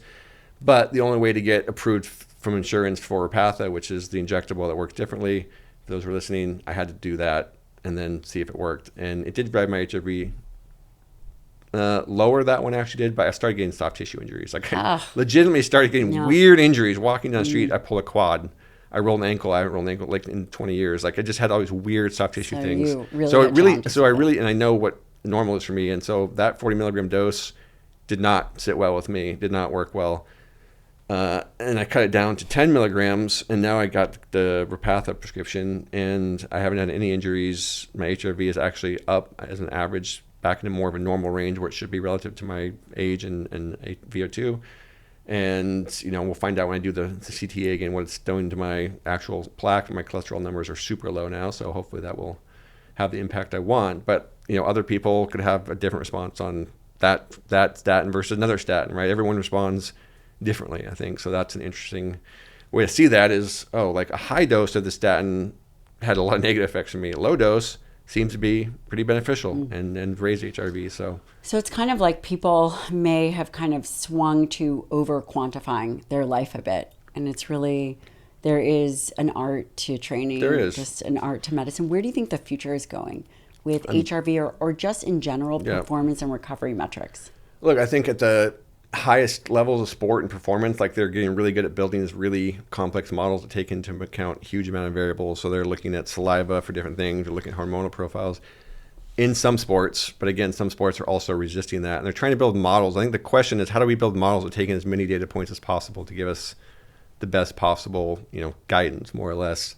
And I think those will continue to evolve and improve as we get more data from more different types of devices and more types of measurements, and we can use saliva to measure more stuff, and there's less invasiveness involved in all this. So we'll get more and more data, and hopefully we'll be able to use, AI is the talk of the town these days. I'm sure AI will do a good job at some point of sorting all this stuff out and giving us guidance. But I think the bigger challenge, honestly, is influencing people to do the right things, because I don't care how good the data is if the person doesn't change their behavior because of it. Like, doesn't matter, Like, I had a guy named David Tenney, and he was the performance coach of the Seattle Sounders when I was first starting to use HRV. Very progressive guy, and he said, I want to come in and have a certain number of players measure HRV to see if it's useful for our team. And this is back in like 2005 or 2006, really early on, somewhere around there. So he brings in a bunch of players. We spend like 6 months measuring data. He's looking at on-field metrics. He thinks it's really valuable. Long story short, they get their own HRV system. They get Catapult GPS. They start getting a whole bunch of data metrics, and they bring a guy from Microsoft to build a big machine learning platform. And it's, at this time, this is like 15 years ago. It's very advanced, probably the most advanced sport metric system at the time outside of Europe. And so he builds this big model, and he predicts risk of injury. And it's like, he takes all this data and says, hey, this player, he does 2 things. He models game load by training. So he says, hey, this practice was 102% of game load, or this practice was 80% of game load, which is super valuable for a coach to know, like, how hard is that practice relative to a game. Anyway, he comes up with this really advanced model, and he's able to predict injury risk, within a certain percentage. So he would say, like, this person has increased injury risk by 10%, or this athlete is a 20% increased risk of injury. And so he's working with all these people to develop this model, and the coach listens to him and is making decisions. And then, Dave says, this athlete is at a 25% increased risk. Like, this guy is really at high risk, which means he's 75% not, right? But still. Right. So what happens is the guy goes out and has a game of his life, scores like 3 goals. So what's the coach say? Your data model sucks, right? Oh my gosh. And just kind of disregards it, right. Because that's the problem, is like, if the person making the decisions decides that data is not what they want to make a decision on, then the whole thing's kind of shot. And so Dave's models, again, it said like 20% risk or whatever. So I'm an 80% chance he wasn't going to get injured. But in the coach's mind, because David said, this player is likely to get injured, and he went out and performed really well, the coach was like, your data doesn't work. And it was, I mean, that's not the case. Right. It's just, it comes back to, I think we can come up with all the data analysis in the world we want, all the tools you want. You can use Morpheus, all these things. But ultimately, you have to figure out how do you use that information to make better decisions, better choices. And that's the hard part, right? Like, I think the one good thing I would say, well, not that one, but one of the things wearables have done is make people more aware of all these things. They make people more aware that sleep matters, that, you know, food choices matter, that training intensity and frequency matter, and that more is not always better. I think it's brought awareness to that. And I see that in the Morpheus data, and we see people emailing me all the time and saying, hey, I didn't realize how much sleep was killing my progress, or I didn't realize how much I was doing way too much, you know, than I should have been doing. So awareness, I think, is the first step. And then, you know, talking about it is a really important thing, because there wasn't that long ago where recovery was like, what do you mean you need recovery? Like, shut up and get back to work. That was the mindset, right? There was this all intensity all the time, kill yourself or you're not making progress. Like, that was the mindset of the fitness community. I think we've seen a pushback because people got beat to hell doing that. Yeah, and totally they got injuries, and you know, CrossFit took a while to figure that out. But you know, in general, the community has to say recovery is important. It matters. We need to focus on it. And I think that's ultimately what the data can help drive. So I don't know that more tech is the solution. I think I think that's right. More discussion, Yes. more discussion, more coaching, more recognizing this paradigm shift into train and recover, and lifestyle and training are intertwined. They're not separate entities. You know, all these things will hopefully help people make better decisions. But the data's there. You know, like, we have good data. HRV works. We have other markers. You know, Would you all these still things. have people measure HRV? Oh yeah, absolutely. Of course. I mean, we've got thousands of users on Morpheus. We looked at all the data. So, I mean, one thing we were able to do that's really cool is we said, okay, can we figure out how much volume intensity people use on average that are using Morpheus that see their HRV increase over time versus people that don't see their HRV increase over time. So we have thousands of data points, you know, millions of people doing workout or millions of workouts. And so we segmented people by their average resting heart rate and their average HRV into low, medium, and high. So basically people that were low fitness, people that were moderate fitness, and people that were high fitness. And then we ran some computer machine learning stuff to look at over 12-week periods, how much time they spend at high intensity, moderate intensity, and low intensity. So we're looking at volume intensity in these three groups. And what we found, particularly in the low and moderate groups, the people that did the higher amounts of volume intensity got worse or got no better. The people that did lower amounts of it got better. So it just meant that, like, the people in the low to moderate fitness categories were overestimating how much they could do. Wow. They weren't recovering. And we found that people that were somewhere between 80 and 85% recovery in our system, at least across a week, were much more likely to see improvements in their HRV and resting heart rate than people who were below 80%. So it just showed a real world data analysis picture that showed us that, hey, people in lower to modest fitness categories that do more and more and more, they're not seeing the result for a reason. And I think that's the biggest thing I would tell people that say, oh, I need to train hard every day. I'm like, but are you improving? I love that. Like, it's pretty straightforward. Like, are you getting better or not? And if you're not getting better, maybe trying less would be an approach to start with. Well, Joel Jamieson, this has been a fascinating conversation. I learned a tremendous amount. And, the big takeaway for me is, and I'm curious as to what the listener or viewer sees, is that understanding where you are, and you might not be able to feel your heart rate variability. You would think that you would, I feel crappy, maybe it's this, sure. But there's a lot of influence that goes into it, whether it's sleep or external dynamics, but also over time, if you are not improving, then it can absolutely help direct your training, whether it's aerobic capacity versus strength. And that is a very meaningful data point or data points, especially if we want longevity. Yeah, I think the biggest lesson I've learned over my whole career is that we're all unique. We're all individuals. And rather than spending your time looking on TikTok or Twitter or Instagram or whatever, X, whatever it is, to find what other people are doing, focus on what you were doing and what you can do better. And I think you can use other people's experiences to help give you ideas, but we're too fascinated with copying what other people are doing. And unless you are them, you're not going to see the results they are, right? I don't really care what a pro athlete's doing because I'm not a pro athlete. I don't care what someone's doing on Instagram because I'm not them, and I've got my own things to deal with. So I think that's where HRV can separate itself, is it can help you as an individual make informed decisions about you as an individual. And over the long run, I think that's what creates sustainable fitness and sustainable change, finding what works for you. And understand how your body changed over time, that is the path to success. The path to failure is constantly trying things that you see online and just jumping from one thing to the next and never really knowing what's working and what's not, and never really finding that path. So I think if your goal's longevity and sustainability, HRV and that sort of data and learning about your own path, your own body, your own genetics, your own life, I think that's the most important thing. Very well said. Thank you so much for coming on the show. No problem. Glad to be here.